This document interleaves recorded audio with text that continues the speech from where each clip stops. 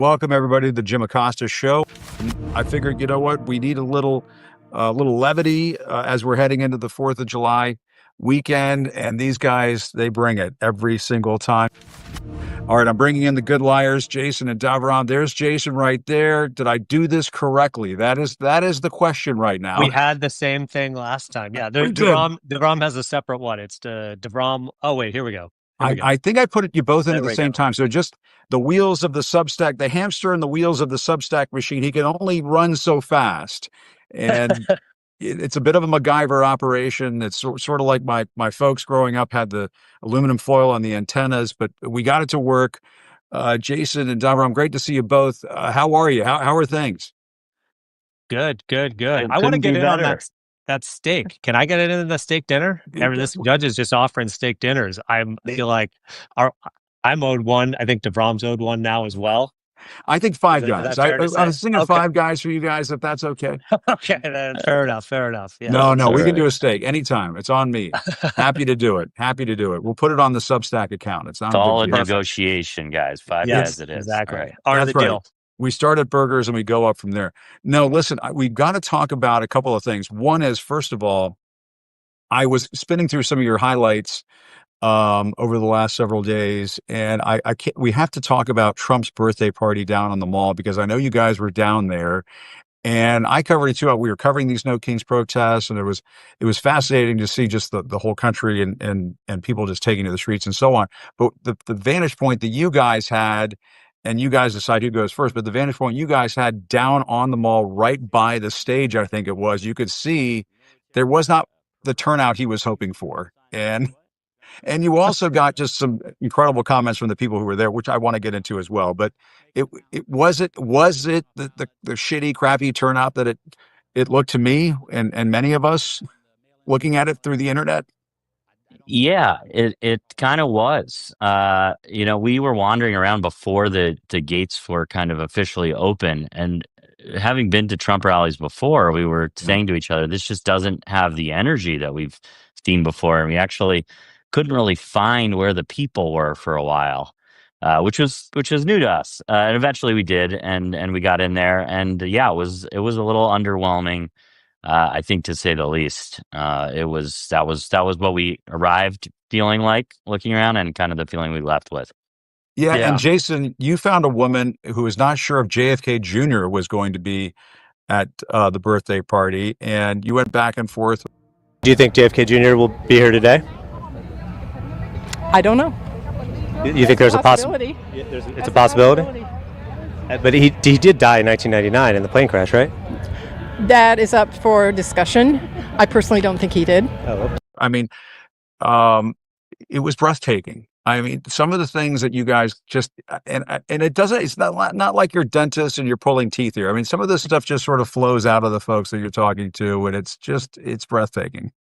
Yeah, it was interesting because the QAnon stuff, we've heard it now for so long after going to all these rallies. You've heard like the Biden body double replacement theories and all these really out there things that now, like, when we hear, we just kind of like take it in stride. Like, oh yeah, we are going to hear a couple times that JFK Jr. is alive. But can you it was confirm or deny, Jason? I mean, did you see JFK? Look, big of true. But it was interesting about this when you step back and think about it, it makes perfect sense. There were a lot of Q people there, because this was a military parade, and Trump was having this military parade. And in their minds, there's all these like pretty dark fantasies that Donald Trump is going to take over the military and use it to arrest all the, evildoers, the Democrats and whoever who are going against Trump, and put them in Guantanamo Bay. And a lot of these people thought that the parade was not really just a birthday party. It wasn't really just for the 250th or the 250th anniversary of the military.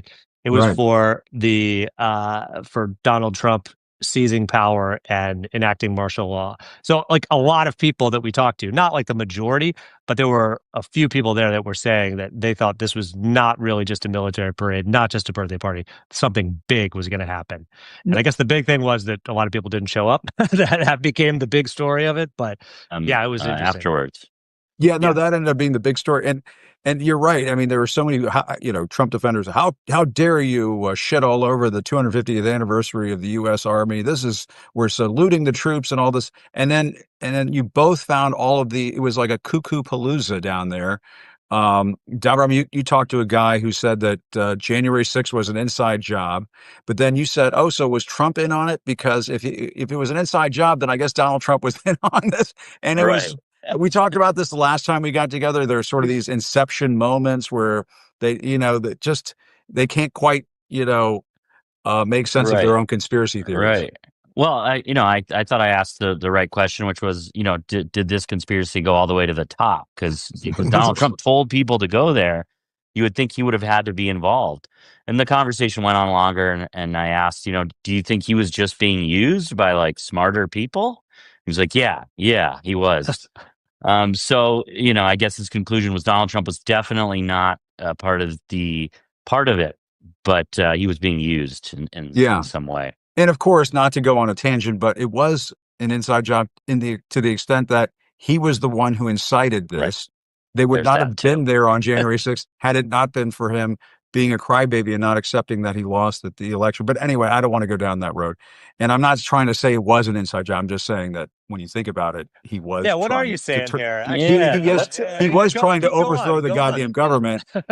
So in a sense, it kind of was. But anyway, right. I don't, No, you make a good point. It's hard to completely disagree with January 6th being an inside job when the guy at the top told people to go there, which is, I almost got tripped up in asking the questions, like, because I was having the same mental gymnastics that you were. It's a ridiculous idea that it was an inside job, but at the same time, if the president tells them to do it, then it kind of is by definition. So I don't know if either of us left understanding the other more or not, but I will say it was really hot and boring. All right, I have to, and I don't mean to stump you guys. Maybe I should have give you a heads up on the fact that I wanted to ask about this. But I mean,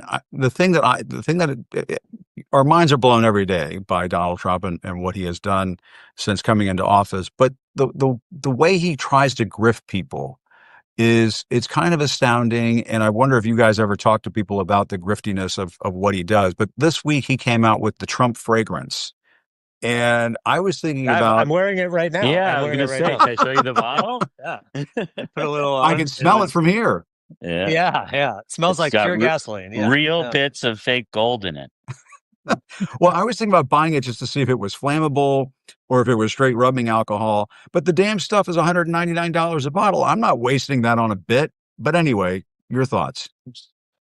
Well, there's always grifts with Trump, right? Like it's like the meme coin, which, that maybe he's making billions of dollars off of this coin that's, worthless. And that's the bigger one than the fragrance or the Bibles or any of that stuff. But it's really the shamelessness of it, which is like, It's always, Donald Trump has never changed. He's always been the same guy who's like, I'm going to make a buck however I can. I'll open up a fake university and charge people thousands of dollars to learn all my tricks. But he did that with his books too. He had Art of the Deal, and then he had like 7 other books that were basically the same thing that he kept putting out. So the thing that shocks me is talking to the Trump supporters and seeing how excited some of them get about some of these products, like the Trump shoes that were, I don't know, don't quote me on this, but I think they were like $500 or something like that. They were very, very expensive, ugly gold shoes. And people were wearing them at rallies being like, yeah, I got them. These are the real deal. Can you believe it? Can you believe it? And the Bibles, we sold fake Trump Bibles with our own verses about Trump at a rally last year. Our own cautionary tales. They were cautionary. A little bit. They're parables about Donald Trump that maybe you better be careful. He's going to ask for the proceeds from that. He's going to ask for a cut. I know. He's like, yeah, I get a cut, and then God gets a cut too, but you can just give that cut to me too. This is the Bible. But we were surprised that people were excited about buying these things, even after we thought that the joke was obvious. So Trump really can just put his name on anything, and he will have a large percentage of his supporters be totally excited to get it. There was one exception. We talked to a guy about the meme coin. He had a Bitcoin shirt on. So I asked, was the meme coin a scam? And a meme was a scam. well, should you be trusting a guy who's doing something you readily will admit is a scam? Like, yeah, he's good, but the coin definitely is a scam. So his allegiance to crypto bumped up against his allegiance to Donald Trump, and neither gave way. He just said, like, both are true. Well, that's incredible that you got that kind of confession, because I was wondering, in the way that Trump never really breaks character, his supporters rarely break character, and I mean they will mentally break down in front of you on camera, which is sort of like the January 6th inside job guy, but they usually won't admit what you're just saying there, that he's full of shit. Right. They won't admit that. It's like the cult of personality of it, but they will disagree with like policies for the most part. And I don't want to say this is everybody, but some people will agree that rich people should pay taxes, billionaires should pay more than school teachers and all these things. But then also, if they hear that Trump is for a certain tax break, then they're like, well, I'm sure he's got a good idea as to why he would do that. He's a businessman. He's a smart guy. So we trust him. So like, it's the two things that like, it's kind of like the pop fandom and like loving somebody, like diehard, Britney fans. And I don't want to get hate from Britney Spears fans because that I'm scared of. No, don't do that. Like the same feeling though, when you like have an allegiance to like a pop star or a celebrity or something like that. It's like that, but for politics, which is weirder because there's like policy that is involved in all these things and different ways of running the government, but it really is just the allegiance to the man, Donald Trump, which is why this is so scary, and it's why we kind of run into certain hypocrisies whenever we go out. Yeah, I mean, you spoke to that woman who said that she's all for Trump in 2028, and you asked her, this was, I think, also down the mall, even if it's against the Constitution. Well, I don't want to violate the law, but okay, so you can't do it then. And then she said, no, Trump 2028. I mean, so did you not hear me? I said Trump 2028. Yeah. I also said I value the Constitution and don't want to go against the Constitution, but also Trump 2028.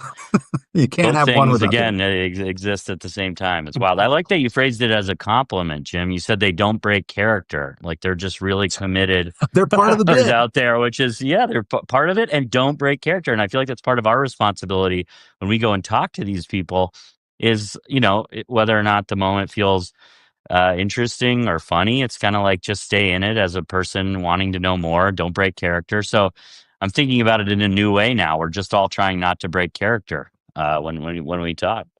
Which is always impossible. What's that? Everything's pro wrestling in the world. Everything is. I'm saying this as a wrestling fan, and I just wanted to sneak it in any way I can. What is it, kayfabe or whatever they call it? Exactly, kayfabe. Nice. Can't break kayfabe. Yes. Hey, maybe we'll get that meal at WWE SummerSlam. There you go. Stadium. Great. We'll do the steaks there. I hear they're good. But you guys are now on Substack. Now you've made the jump into Substack. Tell us about that. Another avenue for folks to see everything that you guys do, which is absolutely brilliant. Yeah, we're really excited about it. We've got we're going to not only have our podcast on here and have exclusive interviews, not just with people from the world of politics, but comedians, actors, friends of ours that we've met along the way. But we're also going to be writing about some of our experience that we've had on the road. And DeVrom just finished a piece that we're going to be putting out tomorrow about visiting the Creation Museum in Texas. We were down there a couple weeks ago for the Southern Baptist Convention. And there is a creation museum that says the Earth is 6,000 years old, and it's all backed up by science. And proves it. Proves it. Oh, it proves it. Oh, yes. Yeah, through unbelievable video presentations. I cannot imagine the amount of money that went into this. We were impressed. And we should say, dinosaurs, humans existed at the same time. And we also learned that dinosaurs died off around 1200 AD. So and I don't know what that is. Because humans hunted them to extinction, which I thought was interesting that they were like, interesting. Humans have been doing this for ages. But also to piggyback on what Jason said about all the stuff that's going to be on Substack, like we put out these short videos. There's so much more that happens on these trips. So this is like the perfect way for us to share that, write about some of our experiences and put different video content up here that you wouldn't see anywhere else. Awesome. Well, I can't wait to watch, guys. It's going to be a lot of fun. When I get onto the Good Liars on Instagram, I feel like I have to it's sort of like watching Jiminy Glick videos. I just have to keep scrolling. I can't stop. And then like 2 hours have gone by, and I'm like, where the fuck did all that time go? But what happened to my do that to brain? you. Oh no! Exactly. No. What happened to my brain? Exactly. Now I want Trump 2028. Just kidding. It's a joke. It's the fragrance. I can't. It won't rub off. It won't wash off. But guys, thanks for doing this. Gets really into the appreciate bloodstream. it. Yeah. Thank you so much. Excited for our dinner. Thanks for having us. Yeah, I'll send the steaks your way. Omaha steaks are fine. They'll be in the mail Trump tomorrow. steaks, please. Trump steaks. Yeah, Oh, Trump steaks. Oh, sorry. Yeah. Yes. Only the best. Only the best. Resurrect those. I'm sure there's still some in some freezer somewhere. So when let we them get soak those, in the fragrance first. Yeah, put a little fragrance on there. It's a nice marinade. Yeah, throw that right on the grill. Watch the whole neighborhood blow up. It'll be fun. Perfect. A perfect metaphor too. Love it. Great to see you guys. Thanks a lot, Devon and Jason, the good liars. Everybody, this is the day. It is the day that the Lord has made, but I don't know how much the Lord is in it. A lot of what's going on. Welcome to America Fights Back. This is the Super Show. This is myself, the great Don Lemon, the great jimacosta. So proud to be here with them. Live streaming on all of our channels simultaneously. It is revolutionary. And let me throw it right to my buddy Don Lemon. Don, how you doing? I'm doing great. I'm glad to be here with the best in the business. We've got a lot of folks here. We're going to get to jimacosta, our great jimacosta, in just a minute because he's near the White House. Michael Fanone is in Leesburg, Virginia. But I want to get straight now to Jolly, who's in the field. Jolly, you're near the White House, and there's some action going on. What's happening right now? So at first it was real quiet. It didn't seem like there was going to be a protest here. And then almost out of nowhere, several hundred, I would say 500-600 people minimum, materialized down what used to be Black Lives Matter Plaza and marched all the way up to the White House. If you look at the fence behind me, I'll show you. The fence right here is actually around the White House. And this crowd marched up to the White House. It looks like they've got planned speakers. There's people speaking right now. Can you do it horizontal for us, please? What's that? Can you turn the camera horizontal for us? Yes. Thank you, sir. You got it. And so we got speakers speaking. We got a pretty large crowd. Security responded pretty quickly to it. I don't think they were planning on having anybody here. And so this is all around the White House. It's pretty large crowd. Somewhere between 500 and 1,000 people easy. All right. Jim Acosta, our other co-host today. Jim, take it away. What are you seeing? Yeah, I might be pretty close to where Jolly is. I am right next to St. John's Church. I'm standing right by Black Lives Matter Plaza in Washington, D.C. We're just outside the fencing that's gone up around the White House complex, basically. We're outside Lafayette Square, where you saw those George Floyd protests and the cranked up, batshit crazy response from the Trump administration during his first time in office, when they fired tear gas, when they fired chemical bullets on the crowd during that time. We're basically in the same area. And as Jolly was just saying, I mean, I think there were a lot of people who were hoping there wouldn't be a lot of protests in D.C. today, but this is Washington, D.C., folks. And of course, they are going to show up. And so, as you can see behind me, there are, as Jolly was saying, probably hundreds of people in this portion of Lafayette Square that has not been fenced off by the Trump administration. But I mean, just over to the side, you can see, we just moved the camera around over here, this fencing that goes up all around Lafayette Square, all around the Andrew Jackson protest, or statue, I should say. You remember that from the last time around, guys, when there were concerns that the protesters might topple the Andrew Jackson statue. But basically, you know, you're starting to see some of the signs starting to show up. Here's one right here that says, Americans Fighting Tyranny, 1776, 2025. Here's another sign that says, cowards in Congress, do your job, rein in your king. There's a lot of protests down here. Obviously, I mean, we should mention at the top, this is also the 250th anniversary of the U.S. Army. We commend all of the folks in the armed services for their service. But as you guys know, we've been talking about this for days. Donald Trump has tried to co-opt all of this and make this part of his dictator birthday bash. And that is what has fueled these protests. And I think this is just the beginning. If this is only 3 o'clock right now, Joey and Don, imagine what this is going to be like over the next several hours. I suspect that this is going to keep building and building. And the question is going to become how the authorities respond to all of this, because I suppose they were planning for it. But we just don't know how big this is going to get, because this was not anticipated. The indivisible folks were saying, hey, don't protest in DC, go to places like Philadelphia and so on. But DC being DC, you had to expect that folks were going to come down here, guys. Thank you so much, Jim. I want to throw this in, bring in Michael Fanone, who is also standing by. You can see him up in the upper part of your screen, because I think the point that Jim made is really important. DC has been the source of a lot of anxiety and anguish in our lives since January of 2021, and really since before that, when Donald Trump has used these spaces to aggrandize himself, in one case holding a Bible upside down in the Capitol, trying to sort of make himself look like he's some, the sort of leader of a military junta. And then, of course, the January 6th insurrection, which you were unfortunately very much involved in. Talk about the vibe there in DC today, when people are there to declare we do not have a king, but Donald Trump is going to throw what sure looks like a Kim Jong-un style military parade later today. So, Joy, I'm actually in Leesburg, Virginia. I'm at the courthouse here, and I got to tell you, because where I'm at right now doesn't do it justice. So I'm going to take you guys around. There is easily 4,000 plus people here, and they are fired up. And I've been talking to folks here, a lot of veterans, a lot of federal workers that lost their jobs. Everyone is pissed off. Everyone is angry about this administration. They're angry about the abuses of power. They're angry about Donald Trump trampling on the Constitution, and they are mobilized, and they are ready to go to work. So let me give you guys an overview of this. You're going to be able to you want to be into everything that I'm to be. I think Michael's sound is breaking up there. Michael, we're going to give you a pause for a minute. Keep those pictures coming, but the sound is not sounding. So let's go back. Don, should we go to jimacosta and see what he's looking at? Yeah, Jim, take it away. What do you have for us out there where you are? Jim is muted. You're muted, sir. There you go. I know. Well, we're workshopping this, right? It's community effort. It's people power, people coming together. The cast of thousands, maybe minus 995 or something like that. But no, Joy, you were just mentioning where Donald Trump held up the Bible. That's literally at the church that's across the street from where I'm standing right now. I mean, that's literally where we're standing right now.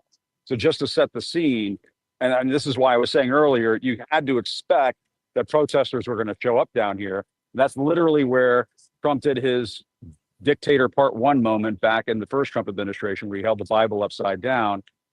I don't think he's going to be doing that today. They've got him inside the freedom cages, as I like to call them. But we're down at Lafayette Square, and if we just turn around over here, I mean, you can see people are already starting to gather in this park, and it is only 3 o'clock in the afternoon. You've got this sign right here: Trump, rapist, fascist, coward. I mean, this is just beginning right now. There's a sign over here that says "No to Trump's fascist military parade." This was to be expected. Obviously, the No Kings rallies are taking place all over the country. It's a wonderful expression of people's First Amendment rights to free speech and so on. But here in the nation's capital, people have been pissed off. And Joy, you were just mentioning this a few moments ago. You've had thousands of federal employees laid off, doged by Elon Musk and his minions. You have whole agencies like USAID shut down. Those federal workers are pissed off. I mean, let's just be honest here. They're pissed off and they want to make their voices heard. So it stands to reason you're going to see all types of folks down here protesting today. You're going to see folks who are just generally anti-Trump type folks. You're going to see a lot of veterans down here. There are a lot of veterans who don't like the idea of Donald Trump co-opting the 250th anniversary of the U.S. Army to sort of put on this Kim Jong-un style military parade birthday bash. And then you're just going to have regular folks showing up. Every single person here. I want to get now Jolly, who's not far from where Jim is. Jolly, I see you. Is that a veteran? You have someone with you, right? Yes. Jim brought up veterans. This is one of the veterans who stormed the Capitol steps last night and actually was arrested, spent 10 hours in Capitol Police custody, was zip-tied, denied water, all for a simple act of nonviolent civil disobedience. Yeah, hi, my name is Matthew Gordon. I'm a United States Marine Corps combat veteran deployed to Iraq and Afghanistan in support of OIF and OEF. I came out yesterday, wanted to go and protest against what I'm seeing here happening in our country with this fascist takeover of the United States by Donald Trump, the Heritage Foundation, Peter Thiel, tech billionaires. And I wanted to do it in a way that was going to be meaningful, and I wanted to do it in a way that was going to be peaceful. And so when we went up to the steps, we sat down, started chanting, and were peaceful the whole time. And that was important to all of us, was to say that veterans are not just out here supporting Donald Trump. Veterans are out here supporting the Constitution. We're out here fighting for the American people still. You know, I'm not as lean, I'm not as mean as I was when I was in the Marines, but I'm going to keep doing what I do anyway. And I'm not going to stop until we fix this country for everybody and not just Donald Trump and his tech bronies. Hey, Jolly, we're showing some of the video last night of you work on this, or should I take these off? Arrested last night. Can you hear me, Jolly? I can hear you a little bit. Got loud here. What'd you say? We're showing some of the video last night of the folks like him being arrested. What happened to him last night?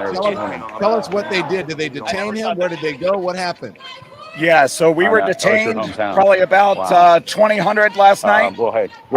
and moved to a kind of like a motor pool where they had their vehicles for the Capitol Police stage. We sat in this kind of warehouse-esque area on pull-out chairs, zip-tied, no water, no food, for about 10 to 12 hours last night. They released us yesterday or early this morning. God, I don't even know what day it is. Early this morning with charges. Some of us got charges for crossing a police line. So we'll see what happens there. But yeah, we were detained for about 10 to 12 hours by the Capitol Police, zip-tied the entire time. And we're talking everybody from 30 years old all the way up to 82 years old. Hey, Jim, who do you Can have we really quickly go back to Jim Acosta, Don, because it looks like he's got somebody else to talk to as well.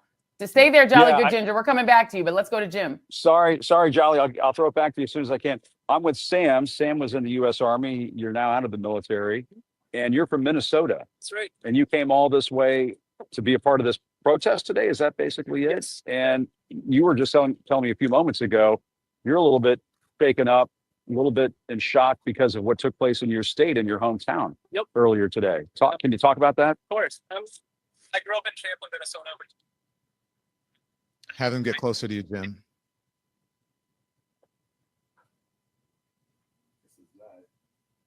Can you guys hear it? Can you hear Sam? Yeah, we're having a little bit of an audio problem there. How about that? Can you hear him now? Can you, Sam, say that again? Oh, I was just saying, I grew up in Champlin.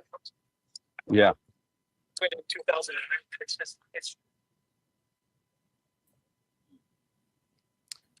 Jim, we can't hear him. We can't hear you, Jim. Sam was just okay. We'll try to work that out. Sam was just saying he didn't realize he would be from a hometown that was the scene of a political assassination. And Sam was just telling me a few moments ago that he came down here to protest because he can't believe that Donald Trump basically would take over what is supposed to be an anniversary for the U.S. Army, which you were a part of. Exactly. Yeah. And so what do you think's going on in this country right now? What's your sense? I think it's a symptom of his.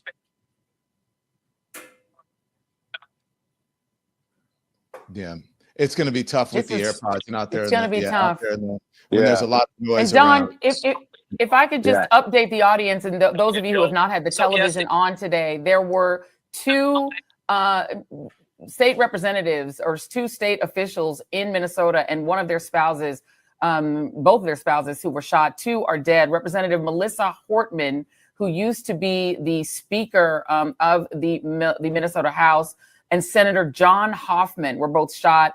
The authorities say these were targeted shootings. Representative Melissa Hortman and her husband Mark were both killed. Senator John Hoffman and his wife are undergoing treatment in the hospital. And we should note that the man who came to the doors of both of these officials was dressed as a police officer, had a car that was made up to look like a police vehicle, shot both of them, fled from the second house, got into a firefight with police.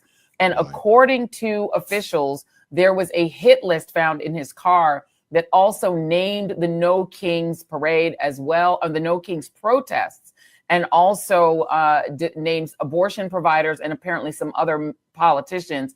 And so for that reason, Minnesotans were being asked to not attend the No Kings protest in their state. We're not sure if they're going to follow advice, but that is the update on that news. And let's just see if Jim can get his guest back. Yeah. And Mike Walls, I just want to say before we get back to Jim, stand by. Let's play what Mike Walls had to say, and then we'll get back to Jim and Michael Fanone and Jolly. Our teams are out in the field. Here's Governor Walls. We're here today because an unspeakable tragedy has unfolded in Minnesota. My good friend and colleague, Speaker Melissa and her husband Mark, were shot and killed early this morning in what appears to be a politically motivated assassination. Our state lost a great leader, and I lost a dearest of friends. Speaker Hortman was someone who served the people of Minnesota with grace, compassion, humor, and a sense of service. She was a formidable public servant, a fixture and a giant in Minnesota. She woke up every day determined to make this state a better place. She is irreplaceable, and we've been missed by so many. Minnesota's thoughts and prayers are with her family, her loved ones, her children, and her parents. My prayers. So that was Governor Mike Walls earlier today. What a tragedy that this turned out to be, Joy.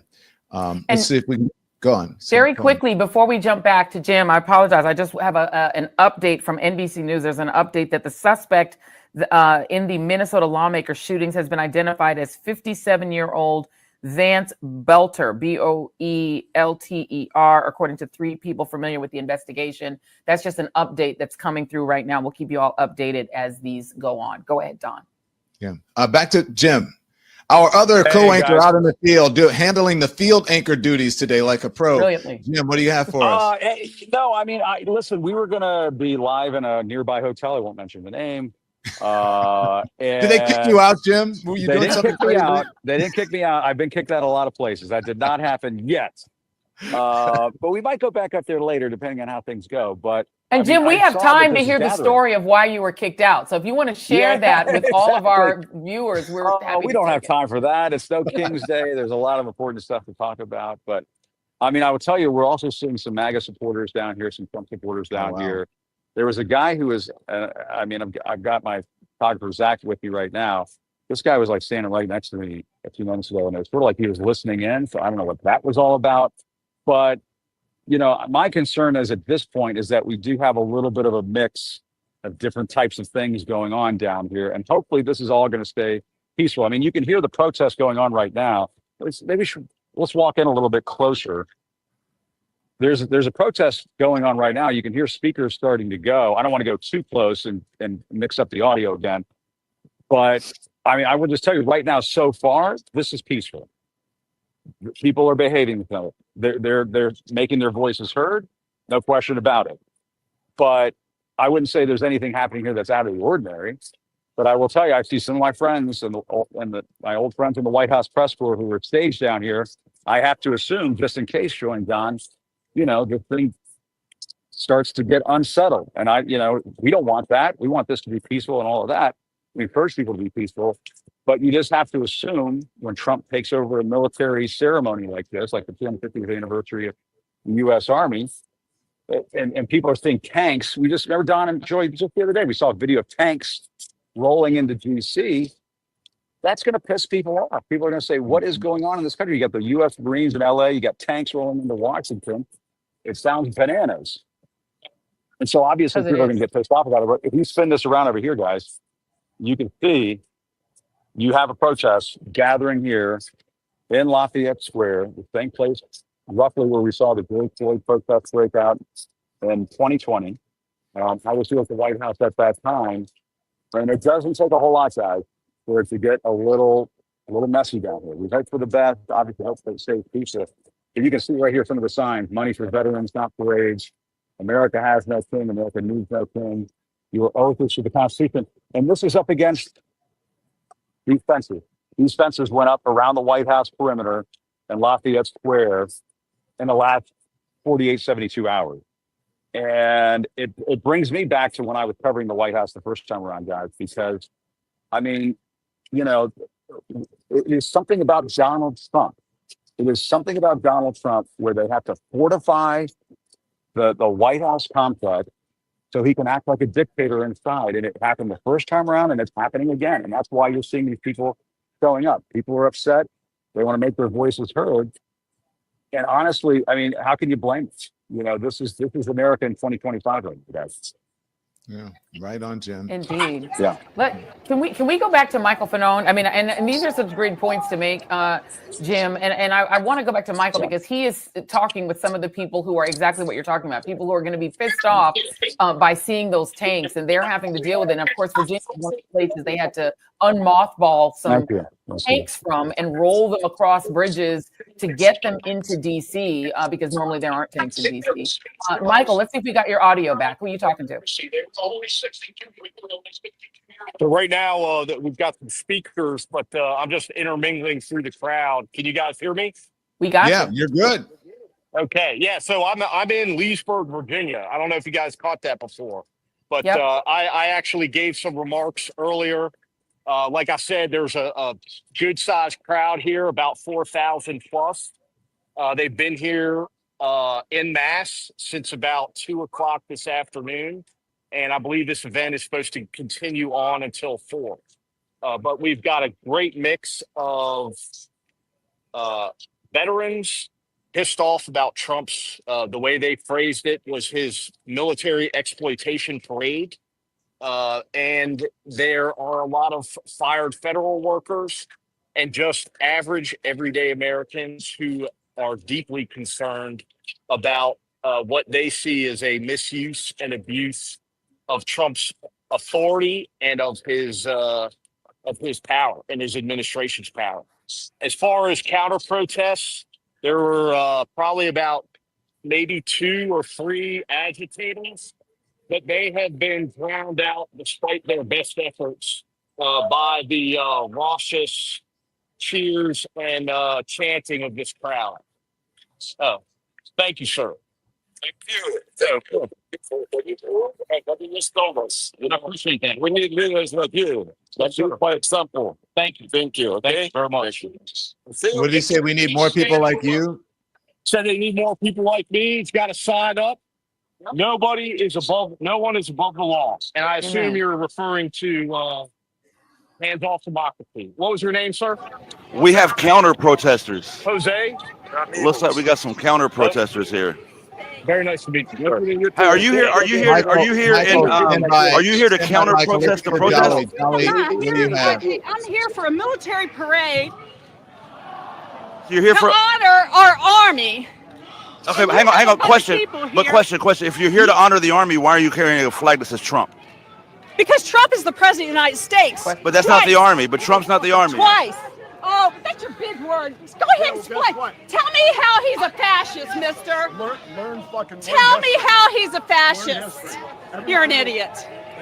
But if you're here to support the army, why are you carrying a flag that says Trump on it? Because I love President Trump. I love what he's doing for our country. You love a president? I sure do. I've loved many presidents. Like, name another one. I voted for him.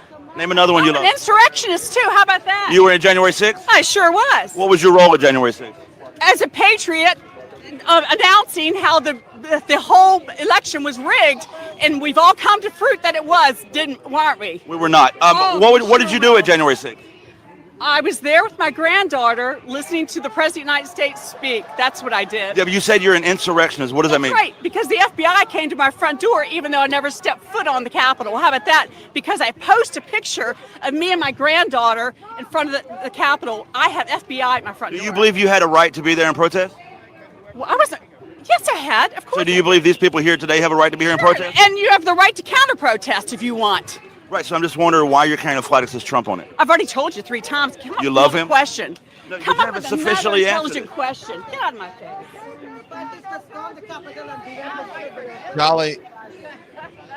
Jolly.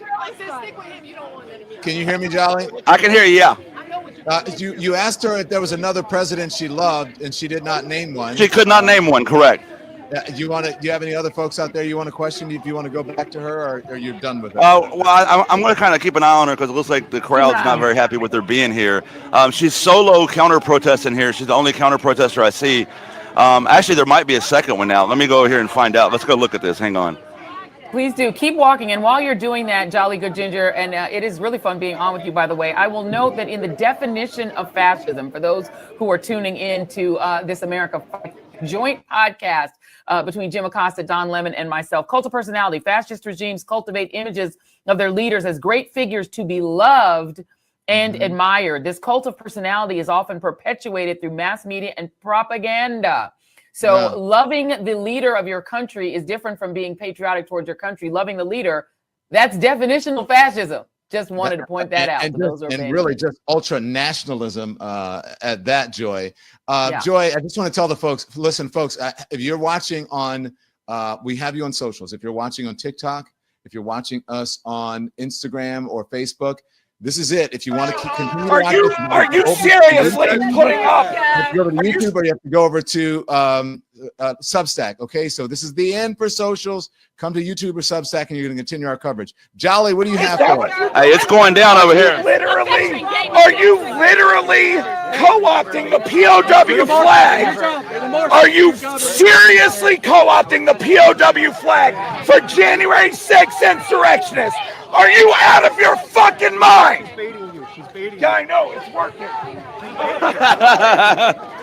So what happened was she pulled out, to give you a back brief, she pulled out a flag that was the POW MIA flag, but in place of POW, they had put J6. And several of the veterans that were standing around became inflamed by the idea that you're comparing J6 insurrectionists with, oh God, the crowd's moving. Let's go catch them. Yeah, please catch him. And Jolly Good Ginger, was the gentleman you're talking with, that's Angry Veteran on TikTok, right? Joyanne, you're correct. It's USMC Angry Veteran. He was arrested last night in the crowd. He's also one of the ones that was inflamed by the flag. This guy looks like he's arguing with Matt, USMC Angry Veteran. Yeah. How interesting that's what you're doing. We thought the unrest would be from anti-Trumpers, and it turns out they're Confrontation. So basically what you're witnessing here, just in case you can't tell through the chaos, the lady I was talking to who had the Trump flag, she seems to have maybe a son or a nephew or something with her who also was working or looking to agitate the crowd. The crowd's now basically chasing them out of the area. Now let me clarify, they're chasing them peacefully. We're simply giving them a counter to their rhetoric. But they're practically running. We got park police now showing up to escort them out. And it now seems that they've kind of broken through. I don't know the other guy with them, but so they're gone now. And I'll keep you up to date if anybody else comes through. Let's bring in now. Thank you. Let's bring in now Jim Acosta. Jim, we have Olivia Troye and Glenn Kirshner here. Yeah, we're in the same area as where this protest was going down just a few moments ago. This flash, so I can see Jolly right over here. He was right on top of this. But I can tell you when I was, I need you to eat that mic. When I was right up next to these guys, it was starting to get mixed up a little bit between the pro-Trump protesters who were here and obviously the nokings day protesters who were here. Guys, I'm telling you right now, if it's 3 or 4 o'clock in the afternoon in Washington D.C. at this park, and this stuff is already starting to go down, I think the authorities have to start paying attention to this area, and protesters have to be concerned about this area. There's Jolly right there. But listen, I'm telling you guys right now, I've been in this area before. I was in this area during the protests that took place when the Trump administration cracked down on them with tear gas and rubber bullets and so on. I would not be surprised if you see over the next couple of hours, Park Service, Park Police trying to clear some of this area out because it's already starting to get a little messy down here. That you just talked about, Jolly was talking, yes, pro January 6th insurrection, pro Trump protester. They're starting to get around her and start talking to her about what she was saying. So I'm just letting you know, we're starting to see both sides here. Got to go, not using for both sides. Hey, Jim, can you hear me? Jim, can you hear me? Jim, can you hear me? I guess he can't hear me. Yeah, go ahead. Hey, Jim Oh, there you Acosta, go. you can hear me, right? Yeah, I got you.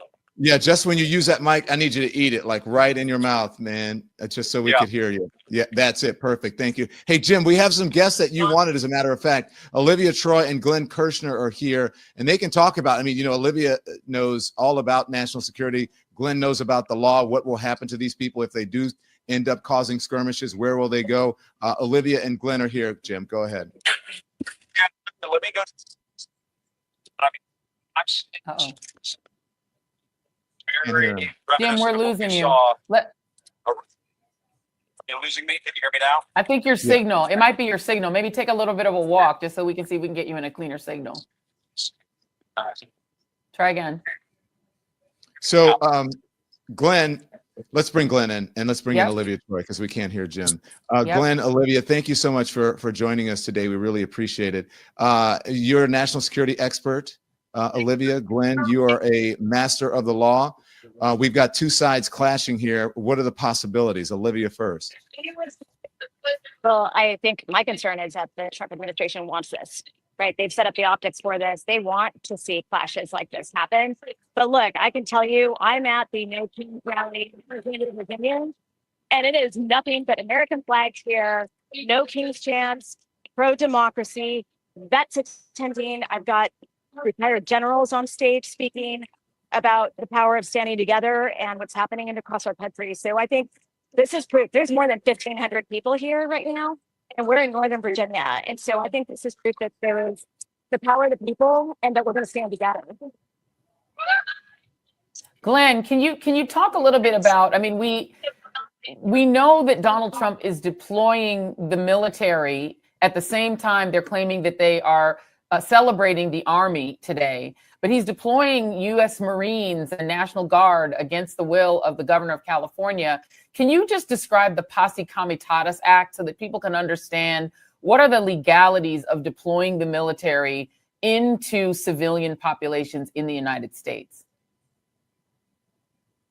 You're muted. It ain't legal because you cannot use the military to enforce civilian law. And I don't care what they say about how little the military will do when they're out there, you know, in tandem with ICE agents who are running through fields trying to grab up undocumented folks who we all know by and large are paying taxes. They're paying into Social Security. They're paying into Medicare. They're paying into unemployment. And that's money they will never see. Those are benefits they will never see. So this is a special kind of insanity. But the Posse Comitatus Act says the military cannot be deployed to enforce civilian law. And any way you cut it, that's what they are doing when they are standing there and either emboldening or participating with ICE agents and other federal officers to do what? Enforce civilian law. But let me say something else, Joy, because as a prosecutor in D.C. for 24 years, I worked protest cases. And what happens when people get arrested? Those cases get presented to us, the prosecutors, and we have to make the decision what to do. And let me tell you, in 90% of the cases, don't quote me on that fact, but over the years, I think that's a fairly accurate number.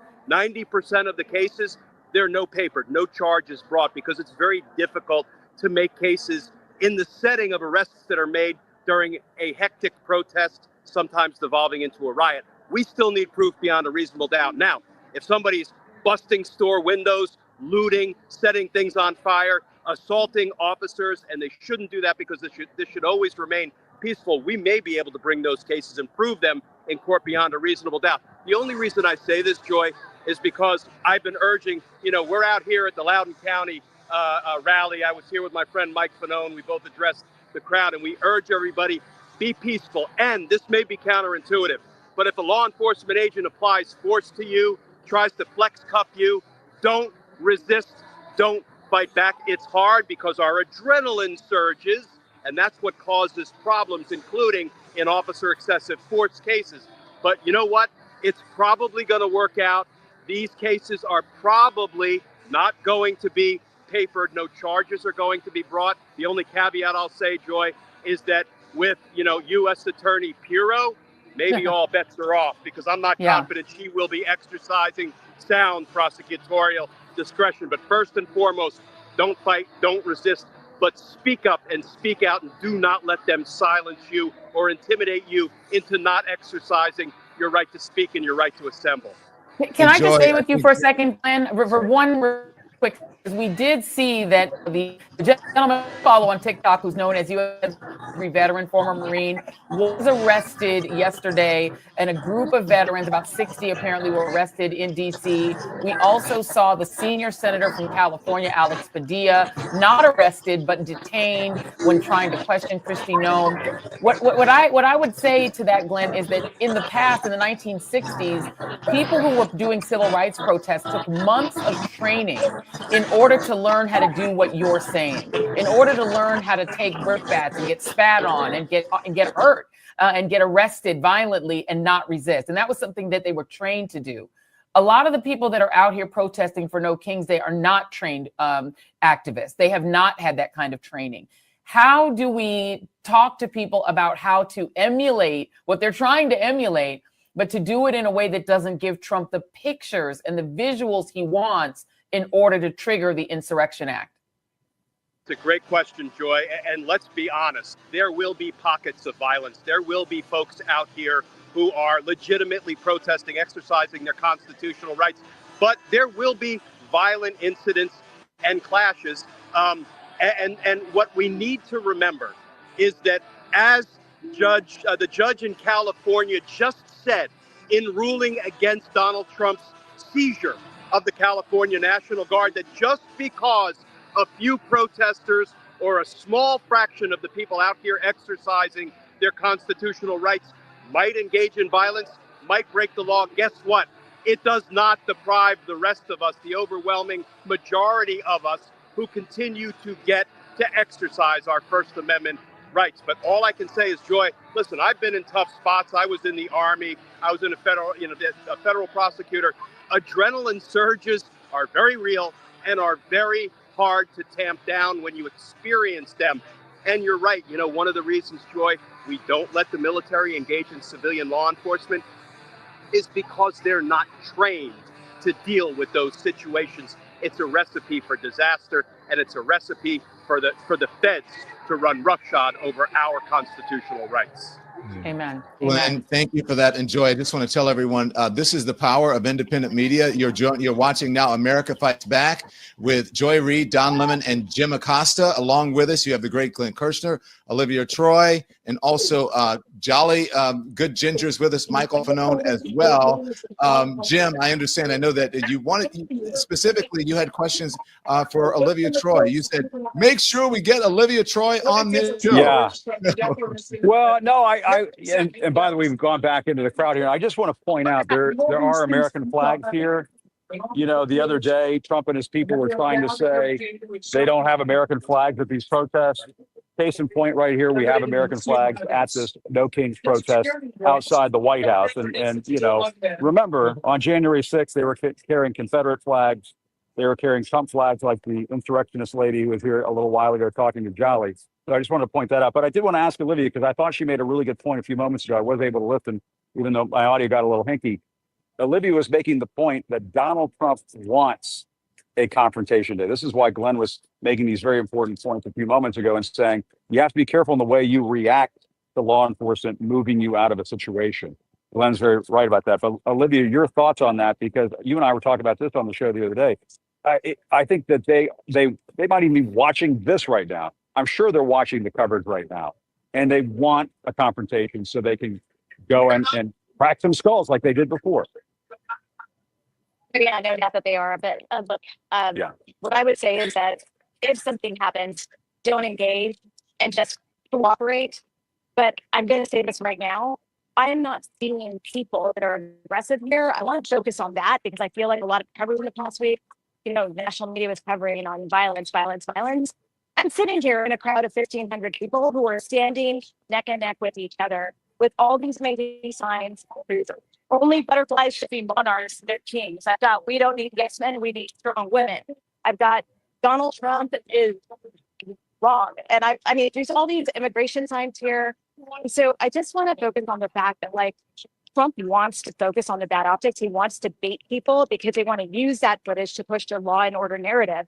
And I'm telling you this because I lived it in the White House firsthand in 2020, where that was all a manufactured thing. And they're doing it again. It's the same playbook that they played the first time around. And so I think it's important for us to say, we're actually here exercising our First Amendment rights, which, by the way, as someone who came up through conservative Republican politics, I strongly believe it. But I believe in the First Amendment rights for everyone, not just when it's convenient. And so I think that is critical here today. Yeah. And our cherished First Amendment rights are on display right now. And if you take out what we saw a little while ago where that one lady was, mixing it up with some of the King's protesters here, this is very much by and large a peaceful, just very calm, very orderly protest. People are making their voices heard. But that's democracy in action. That's what this is all about. That's what people could be able to do in this country. And, I think you hit the nail on the head, Olivia. And I joined on. I've been talking about this, and Glenn can chime in on this too. One of the reasons why Trump is doing this, he's trying to incite and provoke, is because he has no wins right now. As I've been saying for days, where are the wins, Donald Trump? You have no wins. You've been in office since January 20th of this year. You have no wins. You have no legislative wins. The only thing you can do is manufacture what you believe to be wins by cracking down on immigration and terrorizing Latino people in this country, by rounding up abuelas and mixed status families and sending out of the country perhaps somebody who's undocumented, who is a mother with a child who is a U.S. citizen. To Stephen Miller and Donald Trump, those are the wins. And so to Olivia's point, they think they can get a win on Fox and all the other bullshit places that they peddle their stuff if they can get a crowd so mixed up, so riled up that things go into disarray and the police have to come in. He wants those optics playing out on the national networks. He wants those optics going out all over the world because he believes, and I know this because I covered him, he thinks when he responds to those things, that's a win for him. And so I think, Glenn Kirshner, what you were saying a few moments ago is so important. It is the whole ball game when it comes to No King's Day. People have to keep peaceful. People have to stay focused. As I was saying earlier today when I was previewing this is just the beginning. This is a marathon. This is not a sprint. Donald Trump is not going to be deposed today. He's not going to be dethroned today on No King's Day. So keep in mind, the way you behave today could very much affect the headlines and the narrative that they play on Fox and all these other places moving forward. I think the point, Don and Joy and Glenn and Olivia, of today is to perhaps show the country and even folks in MAGA world that there is another way in this country. You don't have to go down the road of the dictator. You don't have to go down the road of the king. It is such a great and perfect point, Jim, because if you want to talk about the lack of wins, the tariff policy was a bust to the point where Donald Trump is being mocked on Wall Street as Taco. Trump always caves on tariffs. When you look at foreign policy, Israel has launched strikes against Iran, and Marco Rubio is saying we didn't know anything about it. And which means that our closest military ally is acting without giving a heads up, maybe getting a heads up to the Trump administration, but ignoring their apparent advice that we've heard reported not to attack Iran. The world is going on without the United States. Countries around the world are figuring out how to reconfigure their economies without us in them. Canada has told us to F off when it comes to tariffs. I could go on. Yeah. And I'm losing my feet. And he doesn't have his big, beautiful bill. What happened? Doesn't well, have that. And we are reconfiguring our own economy here. Look at what's happened to the stock market, and look at what's happening to the economy here. Glenn, do you want to weigh in on what Joy or Olivia, because Olivia's and Olivia for sure. Yeah, you worked with that. Yeah. Olivia. No, I think one thing that I'll also wanted to add to this is, look, they're not getting any wins right now. This administration is failing. They're not even winning at immigration, right? They're starting to lose the backing of the public on an issue that they really feel like they really want on, right? But when you're going in and terrorizing communities, when you're taking hardworking, tax-paying people and basically behaving like a secret police force, which is what's happening. And I'm saying this very upfront because this happened to a very close friend of mine. They took her husband away with 5 unmarked cars showing up in front of her house. And so I'm living this firsthand like everyone else is. And so this isn't okay. And I think they're going to continue to push these boundaries. But again, I was, I talked about this with Jim about this yesterday. Some of these images and also that they want, don't forget, there are violent people out there, people that are looking to stir the pot on purpose. And so that's why we keep saying, be careful with how you're engaging. The Proud Boys were posting online. They've been posting on social media. They were on Telegram. I've been monitoring those channels. They've been talking about the fact that, they were sending out gun tutorials and things. So, I mean, it's important to pay attention to things like that. And look, the violence in many of these situations is coming to the Proud Boys or the right. Yeah. Stand by. I want to bring in some folks here who are in the zeitgeist always. And that is the hosts of the I've Had It podcast that you can catch on YouTube. And that is Jennifer Welch and Angie Pump Sullivan. Thank you, ladies, for joining us. You happen to be at rallies today. So I want to take it to the ground. As we say, we know that we're reporters and, Glenn's an expert and Olivia's an expert, but you guys are just everyday folks, so to speak, if you know what I mean. And you're out there. How are the rallies where you were? Because you both attended a rally in Oklahoma. Am I correct? Yes, we went to the rally in downtown Oklahoma City at 9 a.m. this morning. And Angie and I go to Oklahoma City Thunder games all the time. The arena holds 18,000 people. So we know what it feels like to have about 20,000 people downtown. I think it felt like double or triple. It was insane. It was peaceful. It was organized. People were united. And the best thing about it is it felt like I was in America again for the first time since January 20th. It was like, oh, here it is. This is our country. These are our people. And the most poignant moment was we were rounding a corner and there was a Latina woman standing, filming us. And she was crying and she said, thank you, gracias, thank you, gracias. And she was so moved that people were marching for everybody. And it was something that I personally needed to see and to witness. And I thought it was glorious. Pumps? I was shocked by the turnout, how excellent the turnout was. And I told Jennifer this while we were marching. You saw old people, young people, millennials. The group that is missing, the demographic that I'm so disappointed is white women my age. I feel like they have completely dropped the ball and will look back on not fighting for their daughters and not fighting for constitutional rights and democracy and be really sorry. Because it's sad that ours is the demographic that's letting everybody down. Why do you say that, Angie? Well, I have kids in college and I know these women and I am just like, how are you not outraged and horrified? But what I see is if it's not happening to me, then I don't have to worry about it. My daughter, we're privileged. So we can, do whatever we need medically. And immigrants should be deported, even though the same immigrant has cleaned their house for 30 years. I mean, there's just an undercurrent of racism and misogyny that is so prevalent in this state, homophobia, obviously, but it's just, I'm very disappointed with my peers. And Jen, your podcast, your work now focuses on that. And you take us actually behind the scenes of people they say things to you as a white woman that they wouldn't dare say publicly or to anyone. And you are just floored and insulted by it.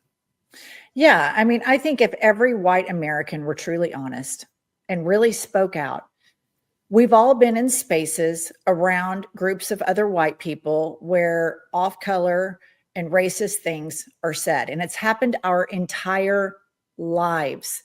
And it's happened so much as you grow up and you enter adulthood. It wasn't until probably I was in my late 20s that I realized this is really effed up. This is pretty gross. And as my world became more diverse, I became more and more aware of it. And I think this type of racism that's shared secretly elbow to elbow among white people is the most insidious type of racism, because they know it's racist because they self-edit. They don't say the things that they say to Angie and me, they wouldn't say that in front of Joy or you, Dawn. They know enough to know that they can't say it in front of you. And it's going to take white allies like Angie and me and educating our children to stand up always and say, nobody is free until all of us are free. You leave everybody vulnerable and on the table unless you combat this at every step. And that starts within our own communities.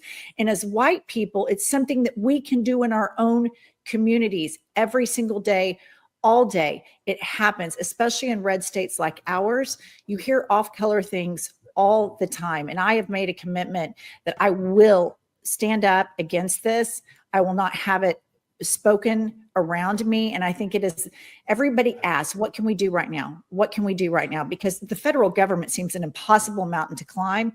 What we can do in our own communities are micro changes.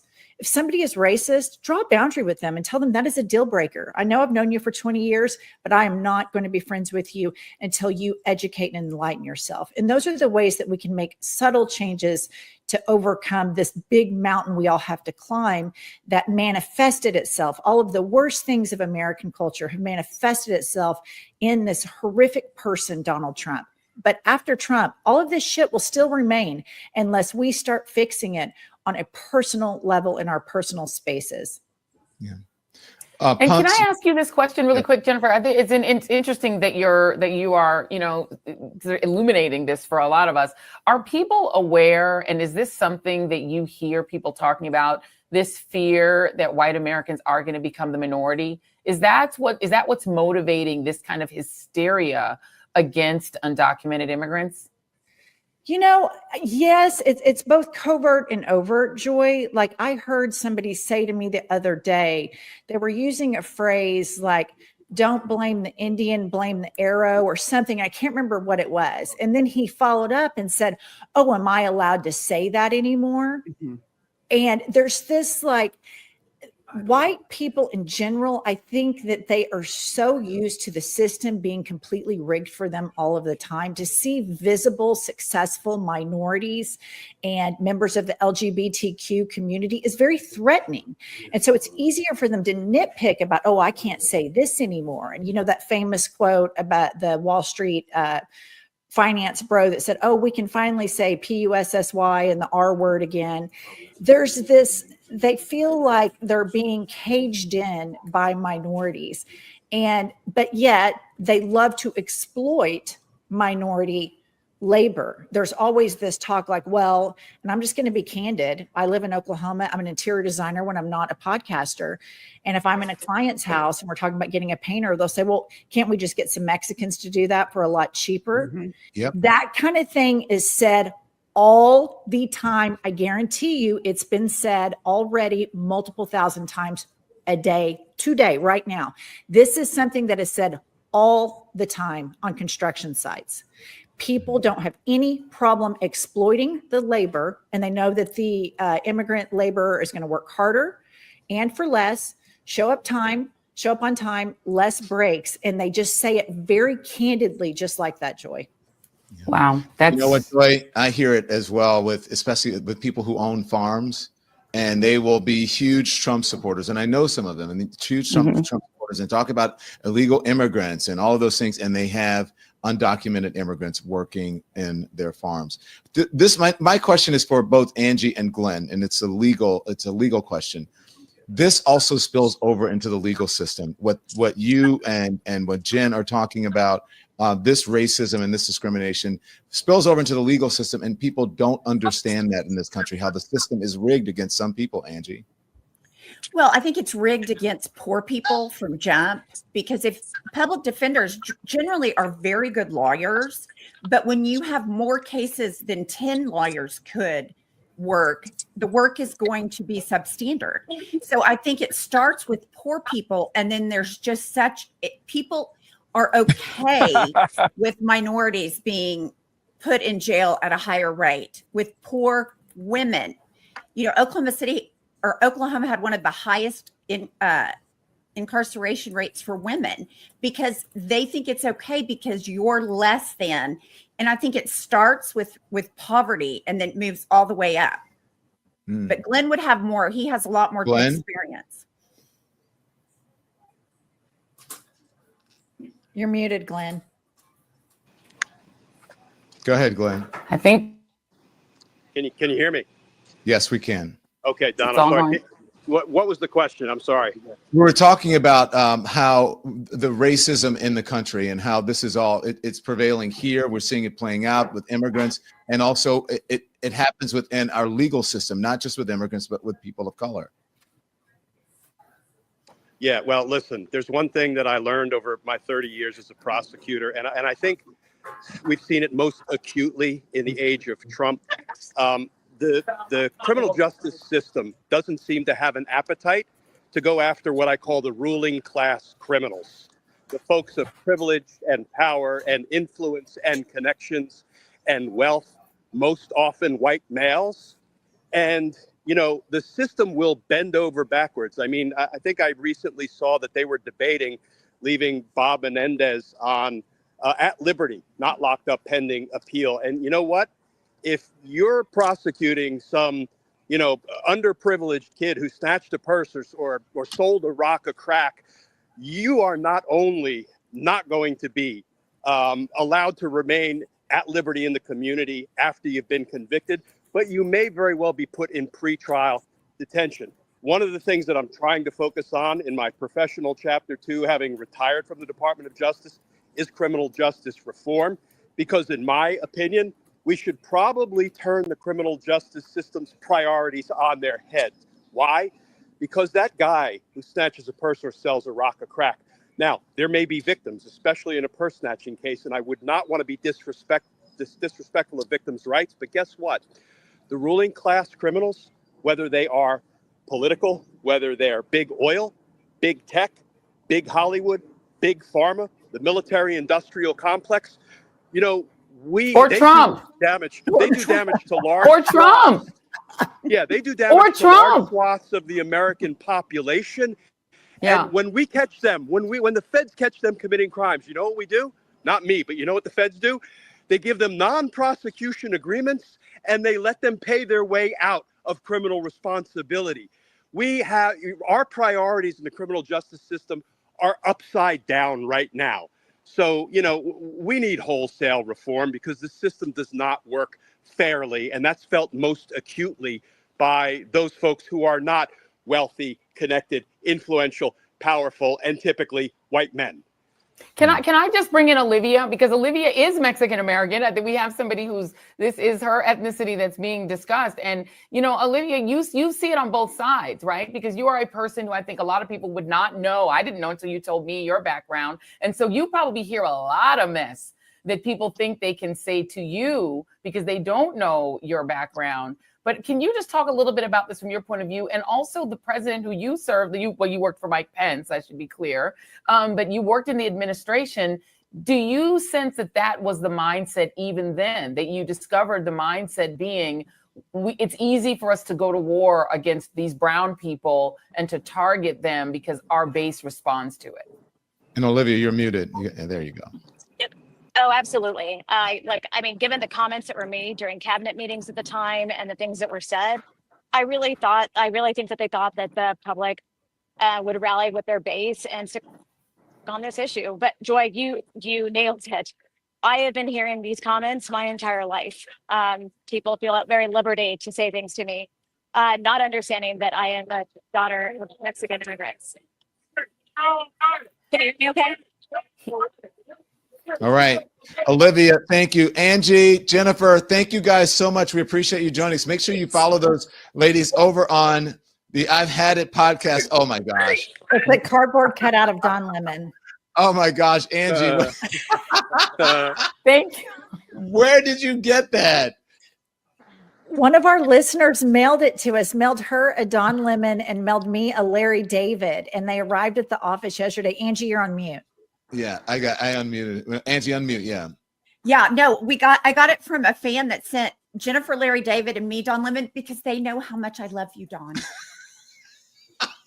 I love you more, Don. Okay, you guys keep doing the work you're doing, and thank you so much for having us on. We love all of you. It's a great day to be an American. Let's keep fighting. Amen. Thank you. Thank you very much. So much. Thank you so much. Can we run back to Jim real quick? Because I know Jim is out there in these streets doing all the things. Hi, so guys. Jim, tell us what you're seeing. Well, I'm going to tell you right now, the scene that we saw earlier, 15, 20 minutes ago, it's changing now because the protest that was here right now, it's starting to break up. A lot of these protesters are starting to head, I think, north. And so the sort of, heightened atmosphere that we were all experiencing about, I don't know, half an hour ago, that is starting to dissipate. And so maybe this is going to be okay, at least down here in front of the White House for the moment. It seems like the tension level has come down a little bit. Now, we saw the protests just gather here in front of the fencing in front of Lafayette Square just a few minutes ago. And, they were rallying around this cause of no Kings bill. They were making their voices heard. And I think they're going to start taking this to other parts of the district. We'll see where it goes from here. But, this is what the day was supposed to be about, right, guys? It was supposed to be about non-violent, peaceful protesting. And that is 99.99999% of what we just witnessed over the course of the last hour. Yeah, we saw some pro-Trump people. They were far outnumbered by the No Kings forces down here. And so, that in and of itself should be a message to the guy inside 1600 Pennsylvania Avenue over there. As much as the folks around the country wanted this to be sort of contained outside of DC, there's some forces here. There's some folks here who want to get their voice out. No question about it. Sorry, Don. If you're just joining us, you're watching America Fights Back with Joy Reid, Jimacosta, and Don Lemon. And you see we have our folks out in the field. There's Michael Fanone. I believe it's Michael Fanone. Maybe that's a veteran. And then there's also Glenn Kirshner there and also Jolly. Andy, the pictures that are up on the right, is that Los Angeles that we're looking at? We saw people out on the streets, correct? Yes, this is LA. That is LA. And then we have video or at least live pictures from folks from places all over the country. I just want to check in before we get to some of our other guests. This one is, where are we looking now? Is this still New Los York? Angeles? That's New York that we're looking at. Okay, great. And then again, all over the country, we have Philadelphia, Chicago, and not just in major cities. You saw in Oklahoma. We have our Tara Setmeyer who's out there. Tara has been going on. There she is. Tara, you have been out at a protest rally yourself, correct? Can you guys hear me? Yes, we can hear you. You're driving on the road. I am. I'm driving on the road here, coming back from the Philly rally, and it was unbelievable. I've never been to a protest before, and it was a sea of humanity. I cannot begin to tell you how unbelievable the energy was to see all of those people. I'm telling you, folks from every walk of life, young and old, incredible signs. I was emotional. It brought me to tears. It was unbelievable. There had to be hundreds of thousands of people out there in Philadelphia. No skirmishes or anything? Oh, no, absolutely not. There was no sign of instigators or anything like that. There was the police officers were, there was a police presence, but they weren't really trying to do anything to inflame the situation. The police officers in Philadelphia did a great job. Crowd control was great. There was no agitators whatsoever at the point that I was there. I was there from the very beginning along the parade route. We marched all the way along Ben Franklin Parkway. And if anyone was out there during the Kamala Harris rally the night before the election, it was along the same area there, that beautiful part of Philadelphia that goes to the Rocky Steps at the Museum of Art. And it was completely peaceful, and people were very energized to be there for our democracy. Yeah. That's my former city, Philadelphia. I worked there as a news anchor in Philadelphia. I've been on those steps a lot. But Philly can be really rowdy, Tara Setmeyer. Tara, stand by. Jolly, I want to bring in. Do you have something? Are you trying to show us there? Where are you? I was showing you. So what I've done is I've made my way to the other side of the city from where we were previously at, where the protest was at. This is the actual parade entrance. So I'm here where people are entering the parade. I just kind of wanted to get an idea to, what things look like, how many people were here. It turns out, this is very interesting. I didn't know this. There's two entrances. There's a parade entrance, and then there's a festival entrance. And I asked the guy, I said, what's the festival? I didn't hear about a festival. he said the festival's for the Army.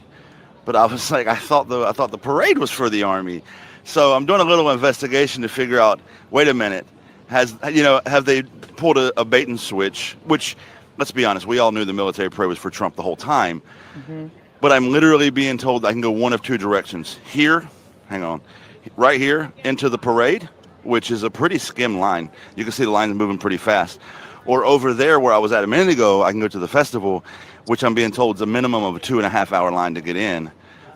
So one almost for Trump and one almost for the Army, apparently. Surprise, surprise. Jim, how's the security there? Is it because I heard earlier that it was really tough to get in, even if you were going to the parade, especially if you're, a protester. But is it inhibiting people from going? You said the line is pretty scant. Jolly?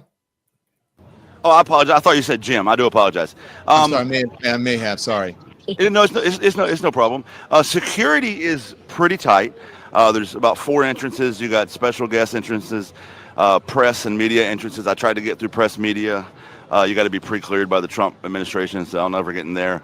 And then there's a general entrance as well. But like I say, for the parade getting in, lines moving pretty fast. It's not, I mean, it's a lot of people, but it's not like really backed up. But this other entrance that I'm not sure makes any sense is a much longer wait line to get in. It seems like you had to have some pre-cleared tickets to get in that. So it seems like they've got people going to celebrate Trump on one side and people going to this Army parade on the other side. Wait, people wanting to celebrate Trump, Jolly, can you explain? They're celebrating what about Trump? His birthday? Is that like a birthday celebration? Are they singing happy birthday to him? What is going on? Well, I can only imagine from, I apologize. I can only imagine from, the time I spent studying North Korea and collecting intelligence on North Korea and how cultist regimes work, that they're just celebrating Trump because he's their cult leader. And I asked 2 or 3 people while I was walking, hey, what are you here for? Why are you here? Oh, Trump, we love Trump. And no one has told me yet here we're here to celebrate the Army's 250th birthday. So that's not an answer. As a matter of fact, let's ask some people right now. I mean, I'd be happy to ask some people. Hey, do you mind telling me, what you're here for today? I'm here to join in the celebration of 250 military anniversary. Coincidentally, it's the President Trump's birthday. I'm here from Baltimore, and my grandfather, my uncle, my nephew, my brothers served in the military. Okay. And I'm here in honor of them giving service to this country. Okay, so it doesn't really matter that it's President Trump's birthday. It more matters that it's the Army's birthday. Well, it matters. He's the president, and coincidentally... Did you celebrate Biden's birthday? No, I didn't. Okay. No, I didn't. No, I didn't. In fact, I didn't even celebrate former President Obama. Right. And I didn't celebrate former President Bill Clinton. Sure. So why Trump? Well, I'm not celebrating Trump's presidency. I'm here to celebrate the 250th anniversary of the military. I love the military. I'm proud to be an American of a country that has a strong militia. And so that's 95% of the reason why I'm here. Okay. Hey, Jolly, Can you ask him if he knows? Jolly, can you ask him if he knows any other president's birthday? Can he name any other president's birthday? Can you? What was the question? Can you name? Do you know any of the other presidents' birthdays? Like what date they were? Not exactly the exact date and year. No. Jolly, can you ask him? I only know that it's President Trump's birthday from the news media. Sure. Watching the news. Sure. That it's on June the 14th. So it's given the appearance that this president is, like you said, using the news media to push out his birthday where every other president, was humble and didn't do that. Does that bother you? Of course it does. Okay, good. Because right now it disturbs me that he's operating in the image of a dictator. Ooh, okay. Yes, pretty much. I'm going to be honest with you. I watch countries like China, Japan, Russia. They celebrate the military in their honor, and I'm disturbed about that, yes. Okay. Jolly, you enjoyed the parade. Can you ask him another question, Jolly? One more question. Can you ask him if he has any issue with Donald Trump federalizing the National Guard, Marines, U.S. military on the streets of America, possibly up against Americans, its own citizens. So the question is, do you have any issues with the president federalizing U.S. troops on the street of America, like the Marines and the Guard in L.A.? Yes, I do. Yes, I do. It takes me back to, I think it was, Kent State University, when the students protest, he used the National Guard, and I think a few people was killed. I don't agree, because it's not ironic that January the 6th, he didn't call the National Guards out to quell the January 6th riot. So he did just the reverse in California. And I disagree with that. He's using the military for his own personal bodyguard, so to speak. Jolly, can you get that man's information? I want to have him as a guest on the show. Get his contact. Right? He surprised us. We thought he was going one way and it was another. Me too, same. Yeah. So I'm on live with Don Lemon and Joyanne Reed and jimacosta, and they're curious if you'd like to be a guest on the show in the future, if I can get your contact information. Yes. Hello, Mr. Don Lemon. I watched you when you was on CNN. Thank you very much. You need to watch us now that we're on YouTube. And I appreciate you. I know. I heard about that. You're a veteran, right? You're a veteran? No, I never served. My brother served. My uncle served. I was in college. Yeah. Well, thank your brother and your family for their service, and thank you for appearing. You're a very polite man, and I love it when people have different. We differ on some things, but you're very polite and respectful, and I like that. Don Lemon, thank you very much, sir. We appreciated talking to you. We appreciate you. I believe we do have him. There we go. Harry Dunn, former Capitol Police Officer Harry Dunn. Yes. We had a little challenge getting you in here, but we've got him now. Harry, how you doing, my friend? Welcome to the broadcast. Hey, y'all. Joy, Don, everybody, Tara. Good to see y'all. So talk to us. What are you thinking about on today, given the fact that Donald Trump is putting tanks in the streets of the city that you used to patrol and the Capitol you used to protect? Your thoughts on that, Harry? It's a slap in the face, but it comes as no surprise to what he's doing. Is anybody really surprised by what he's doing? There is no bottom to what this individual that's occupying the White House right now will do. There's no low that what he'll stoop to. But let me back up for a second. I got to take a minute to acknowledge the life that was lost in Minnesota this morning with a horrible thing of political violence. And it just shows the contrast of, I was out in Maryland earlier at these peaceful protests. People are fired up, people are passionate, but there wasn't any violence. There wasn't any, there was anger towards an administrator. Towards an administration, to a wannabe dictator, towards a king, but it wasn't any violence. It was a lot of, as much hate that was out there, there was an equal amount of love that was there also. So my thoughts are with that, meaningful thoughts and prayers are with the families of the people affected in Minnesota today. Yeah, indeed. Ours as well. Ours as well. And thank you for saying that. And the frightening thing about it is that you do have this atmosphere of hatred and violence in the country. We do know that there is a suspect who's been named. It's a 50-some-year-old man who was dressed as a police officer, pretending to be. We don't know if he has any sort of law enforcement background, but he was pretending to be, or at least posing as a police officer, including a car that looked like it was an officer's vehicle, which is probably the only reason that these two lawmakers opened their doors. And then, of course, both couples were shot. One is a state house member, the former speaker, the other being a state senator. So it is frightening, and we definitely wish deepest condolences to the families of both of those folks.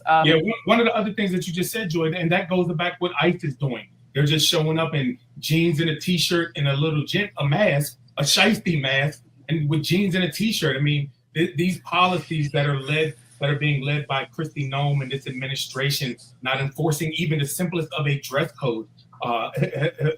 So you talk about all this reverence about military, about our service members. How about making them even look decent? I mean, like you couldn't come into, if your shirt's untucked, you're already out of order for the military. So it's just unfortunate what's happening. Hopefully we don't see more of this, but my heart tells me that we are going to see more of this type of targeted violence. Yeah. Hey, Joy and Harry, Harry, can you just wait a little bit? Because I want to get to someone who's out in the field, and we'll get back to Harry, and we'll bring Dulce Sloan in as well. But Tara Palmieri is here. Tara is our eyes in the field, Tara, and we don't want to see more umbrella than we see you. I know you don't want to get your hair wet. I know. I'm trying. I just don't want my You're phone in the to New York get wet. rally. Tell us about the New York rally. It's actually like a parade. It feels more like a parade than anything else. Very peaceful, and patriotic.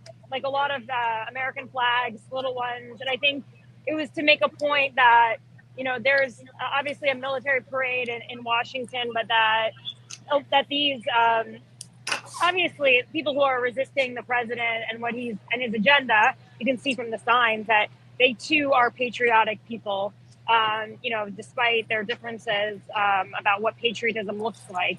And I think, you see a lot of signs like pro-Mexico, free Palestine. One of them I got a kick out of. It said, break up with your Republican boyfriend. There's one that says, MAGA is fascist. And it's all over the place. But I noticed a lot of people coming with friends, a lot of rainbows. It kind of seems like it makes up the whole range of the Democratic coalition. People, all different people. I could talk to someone if you want right here. A lot of, it says, some of it is a little inflammatory as well. And not even a lot inflammatory. But, everybody from all different political persuasion is going to come out. But it's very heavily armed as well. I'm going to show you some of the police officers right here. Hold on. I mean, it's really heavily armed. So I think it'll be mainly contained. And I don't. Where are you marching to? They march from Bryant Park to where, Tara? I'm sorry, what was that? Where are you marching to? Oh, I'm marching down Fifth Avenue. I'm on 35th and 5th. Okay, here's a sign. How do you say hate in Spanish? Stephen Miller. So there's a lot of trolling going on out here. So I'm really surprised by how many people showed up. It's not like a downpour, but it's not exactly comfortable out here. I'm in my rain boots. And everyone else seems to be just down with that. I've never seen this flag before, but I think you could see "fuck Donald Trump." But all different ages. Oh, I've seen those. I've seen that flag. You're like, I have two of them. No. Who was that said I have two of them? Was that Naveed? That's Jolly. That was Jolly. I think the best thing for the movement is as long as it stays, deportized. I think as long as these marches, remain like civil, it's a sign that people can congregate without having violence, and it's a special thing in our country. We should be celebrating, I think. Well, Tara Palmieri, thank you for joining us. Be safe and try to stay dry out there. Yeah, I will. Bring us those great signs. I'll keep you posted if anything dramatic happens, but I'm hopeful that it doesn't, because thank you. We want more of this, and Okay, bye. Yeah. Cheers. Bye. Thank you. Back to Tara and Dulcie. Harry and Dulcie. Hello. Hi. Hey, Joy. Take it away, Joy. Miss Joy Reid. Hey, Dulcie, why don't we go ahead and get you to talk a little bit about what what this day kind of speaks to you. How does it speak to you? Hello, friends. I am Dulce Sloan. How is everyone? Hello. I think it's very interesting that a draft dodger is having a military parade, and people are showing up. I think I am very interested that people who served and risked their lives to protect this country would show up to a parade for to celebrate his birthday for, service that he didn't even do. The way he's spoken about people in the military, the way he used to speak about John McCain, truly was very interesting. But I think the thing that was so odd to me was I had friends on the East Coast and friends back home that were asking about the riots in LA. And I was like, these aren't riots. They're not riots. And this is coming from other Black people. And so I was like, they're not riots. And riots is when there's civil unrest, when the citizens are attacking, each other, and they're attacking the law enforcement, and they're, tearing things. We've seen riots in LA before. These weren't riots. They were being attacked by ICE. And they're being attacked by the police and by the military. And so but the fact that the Tulsa massacre was referred to as riots for almost 100 years, And that was citizens being attacked by other citizens and by law enforcement. So we have to make sure that the media is using the correct terms for things when we talk about how people are being treated. And so, like, I have family that is, I think, all documented. I think most of my family is documented that I have back, but I don't know. You don't ask the Tia stuff like that. But we all have friends and we all have family that we're all concerned about. But the fact that you're taking, you're going to take people's legal citizenship away to then make them illegal. I guess I don't understand who this is for. I guess I don't understand this, because the same people who will tell you they have ancestors that are from England and France and Germany and Italy, none of those places are America.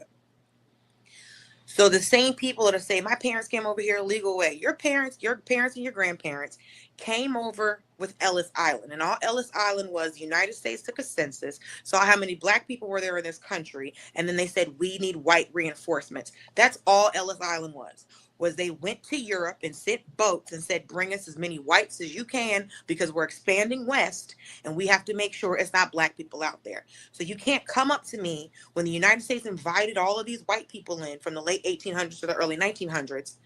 And it wasn't about the legal way. They weren't filling out documents. They wrote their name down and then they went somewhere. So you can't run in this mindset of, well, we did this, we did that. When you have the model minority myth and the way that Asian Americans have been made to become these representatives of what every minority should be doing, but then you're also starting to deport them as well. Well, if they're the model, then why are you kicking them out? And so we have to see what's the next step of things, because I didn't read all of Project 2025 because I don't like to have nightmares. So what is the point of all of this? Because I was talking to my mom about it, and people are saying, oh, it's the way to kick out all of these undocumented people. And she said, yeah, but people aren't thinking about the next step. So if you think about the Midwest, if everybody's lady was on TikTok, she's like, we voted for Trump, but none of our employees are coming in. They're undocumented, and either they self-deported back to their own country, or they're afraid to come to work. So now we can't harvest our grain. We can't get rid of USAID. You can't harvest your grain. You can't sell to the government. So all of these people voted against themselves.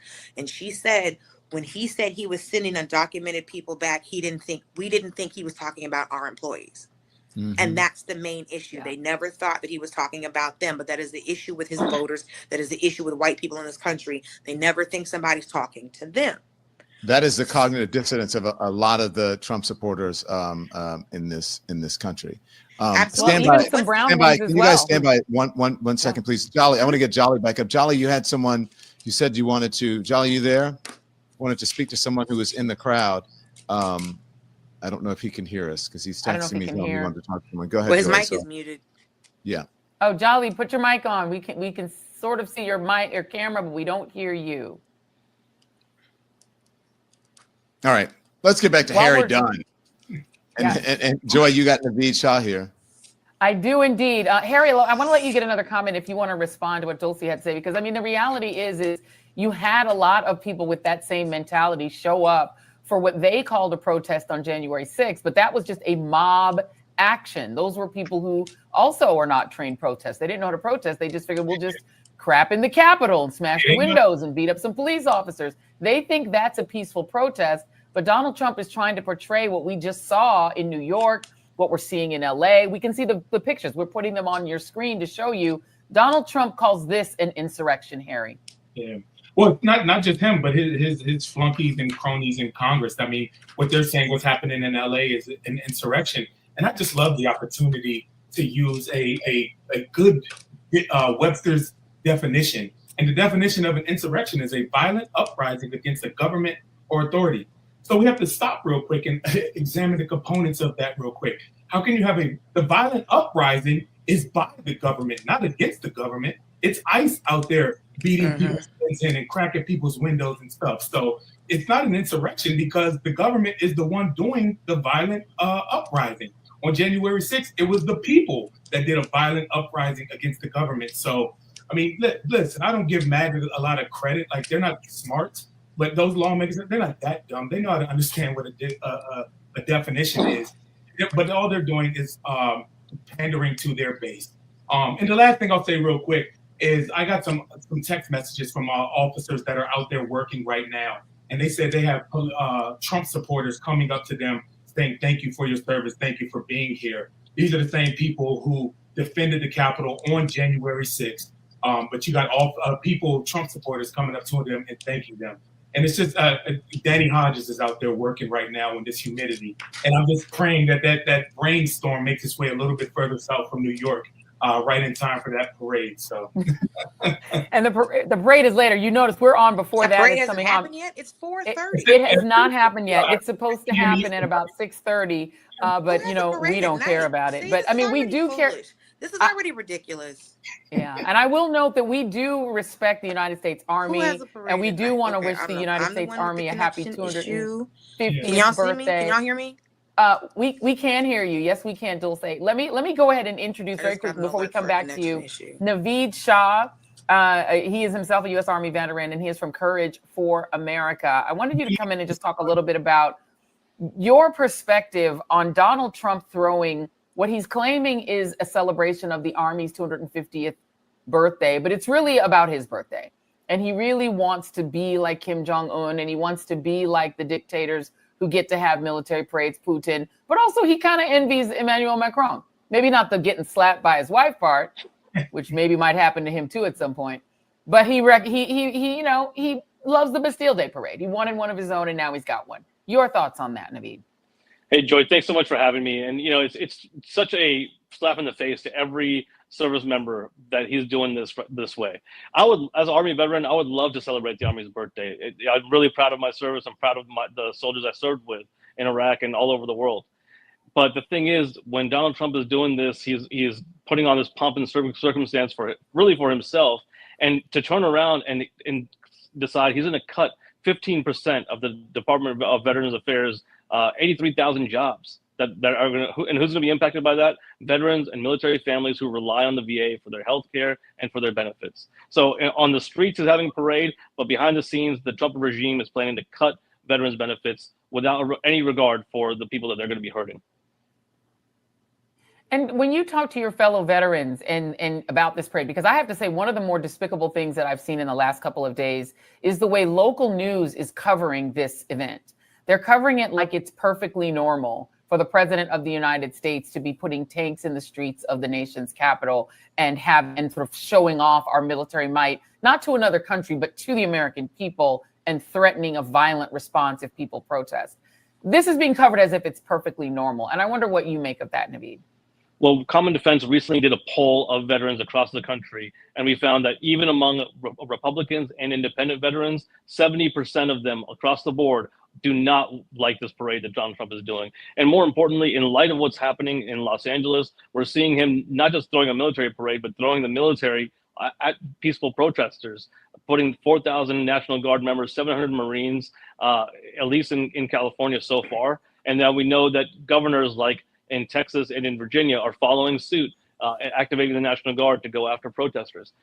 The militarization of the police state against peaceful civilians who are exercising their First Amendment right is a very dangerous prospect. And again, this parade in DC that he's doing today is just a sideshow to what's really happening. Joy, Ruth Ben-Ghiat is joining us as well, American history professor and political commentator, a scholar on fascism, we need her today, and authoritarian leaders. Yes. She's also a professor of history and Italian studies at New York University. Ruth, thank you for joining us. Talk to us about what's happening today. Does this fit the definition of your expertise? Yeah, you know, it's been really disturbing. A third of my book is about military coups, and you know, this kind of totally wildly disproportionate mobilization of force with a battalion, infantry battalion of Marines who served in the global war on terror, now on the streets of Los Angeles. And you know, it struck me that one of the reasons for this is that they want to produce images of a domesticated military, and that's the parade, fine, and these federalized National Guard troops and stuff. But they want to banish images that are too threatening to them, and that is ordinary people who've been coming out, not just today, which is the No Kings protest, but they've been coming out in neighborhoods to try and stop these ICE thugs from doing their arrests. And that kind of show of solidarity and helping the vulnerable is very threatening to authoritarians, because they want to always divide us and break those horizontal bonds of solidarity. And so that's one reason I think they didn't expect this kind of response among people, which has happened spontaneously all over the nation. And so they've got like this mega force, and they're using Los Angeles as a test case. So stand by, Ruth. I want you to stand by. I'm going to bring in Jolly is out there in the field. Jolly, you said you have someone you want us to talk to, and unmute, please, sir, so we can hear you. Can you see this? Go ahead, Jolly. I'm here with Riley. Riley, you want to explain to us? I see you walking. You got the uniform. You got the flag. What's the message? 8 years ago, I graduated from West Point and was discharged, denied my commission because I'm transgender. It's happening again 8 years later. There are 3 cadets from Air Force Academy, another one from West Point that have been discharged because they're transgender. And I'm here to let people know that that's fucked up.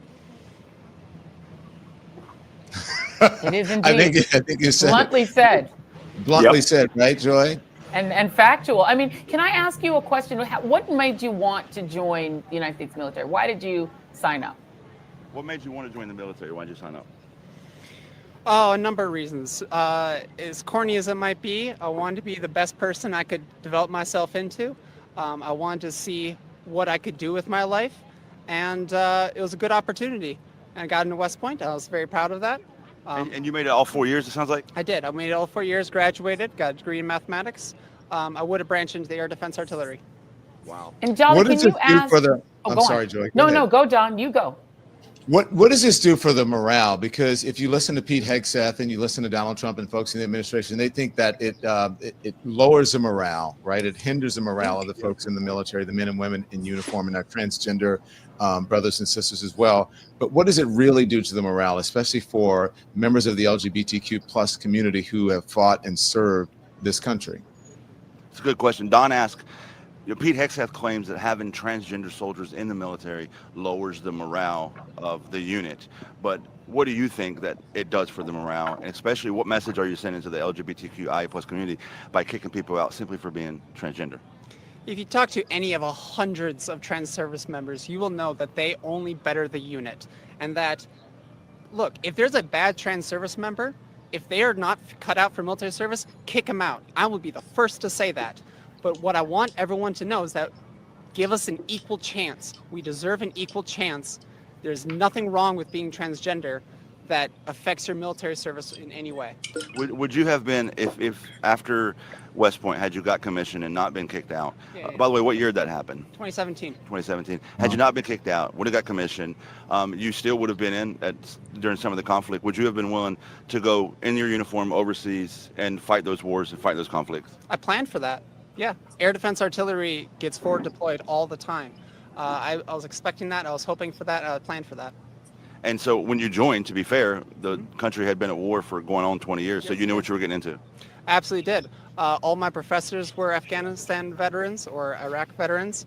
We studied all sorts of case studies from Iraq and Afghanistan, both the tactical situation, but also the moral, ethical situations that arises for officers. So walking around here now, because I see a lot of, Make America Great Again hats and Trump shirts and that, have you gotten any feedback on your flag? Have you had any comments? Have you had any conversations that stand out to you? I've had a couple of looks, but only positive comments. That's amazing. Okay, great. And are you here specifically for the Army's 250th birthday? Well, look, I was in the Army too, so it gets to be my birthday too. I'm not going to let Trump take that away from me. Amen. Very well. Jim, you have something? You got a question? Thank you so much. I appreciate it. Well, a couple of things. I'm going to just bring up the point since we're talking about Pete Hegseth and he's made all these comments about merit-based and so on. If we're going purely on merit-based, should Pete Hegseth be the defense secretary? I mean, honestly, let's just put that out there. Can we just say that? Let's just state the obvious, make sure it's on the record here. The other thing is I just heard from the crew here in D.C. just a few moments ago that we're expecting possibly 3 to 4 inches of rain at about 7 o'clock this evening. That is what's in the forecast right now. And Andy, I don't can know you if give us somebody's some been, I don't applause, know, Harry please? Dunn, I heard, was doing a rain dance or something out in Virginia somewhere. But whatever he did, I mean, Harry, Jim, you know, he's a big I'm guy. not, When he starts rain dancing, maybe that just makes the rain cloud start. I'm saying that Indian people can use prayer to cause bad weather, but I'm also not saying that we cannot use prayer because we do commune with Jesus. I'm We not could pray saying too, it's, Joy. We could just come together right now, hold hands maybe virtually. that's it. You know, There's always a drought, Joy. You can always little pray divine for rain. intervention. There's always a lawn. It's been warm. You can Won't he do always it? say, my landscaping is just parched. And it's Our not the democracy is land. parched. Our democracy is parched. And sometimes he'll just do it. Won't he do it? He will. Won't he always? Won't he always? The God is trees good. at 1600, they're out here being thirsty. Okay, there's just been just a cloud upon them of just foolishness, and the clouds need to be pushed away to the cleansing rain that we need. Also, a nighttime parade. Who in the history of life starts a parade at a PM? We all know parade is an AM situation. What is happening over there? They can't find anybody to turn the tanks on. It doesn't even make no sense. And keep in mind, don't forget, guys, Donald Trump does not like the rain. Remember that situation in France when he didn't want to go to the cemetery because he was worried that orange stuff on his head was going to get all matted up. You know, it's like a raccoon in a wind tunnel when that happens. Spray hair. His spray hair will come Giuliani. off. His We'll spray have a hair will be Giuliani situation. Remember Oh, Giuliani? really? You read my mind that he would have orange stuff rolling down his face, and that would not be pretty. Not cute. Not that any of us are hoping that's going to happen. You said 3 to 4 inches of rain? Is that what you said? That's what we just heard. That's what we just heard. That's the, if you trust these weather apps on these phones and stuff, which, listen. I mean, we have to. The Weather Service got defunded, so somebody has to tell us something. That's true. Jim has become our meteorologist here. Hey, everybody That's right. stand by. Storm Andy, front can you moving take across us? the Ohio Valley. Yeah. Can you take us through some of the shots that we have, the pictures that we have up now, Andy, and tell us where we are? Because we're looking at protests all over the country. Some of them have ended. Others are still going. I believe this one, is this Philadelphia that we're looking at right now, or is this Los Angeles? Yes, that's Philly. This is Philadelphia. Still going on in Philadelphia. There seems to be a pretty big crowd there. And it looks like they may be outside of, I can't really tell the picture, maybe outside of the museum. What else do we have going on around the country, Andy? Take us somewhere else. Los Angeles, the feed just ended. I'm going to grab a new one. Okay. So, and also it's still going on in Los Angeles. We saw San Jose, quite a bit of people out there. And Joy, Jim, it's not just in major cities. We had Jen and Pumps on, and they were in Oklahoma, and it's in small towns. Connecticut, Mississippi, Louisiana, even in red states, you see people from all over protesting today. No kings, no kings, no kings. It's not just no kings. They're protesting. They're pro-democracy and pro-constitution. And Ruth, I would love for you to comment on that, because the thing is, you've said, and we've all interviewed you, and you've talked to all of us on our show, individual shows in the past, about the fact that public and physical resistance is actually an important point of fighting autocracy. How important is it that you've got, as Don said, peaceful protests all over the country, despite Donald Trump's threats that people not protest? No, it's really key, and I think that when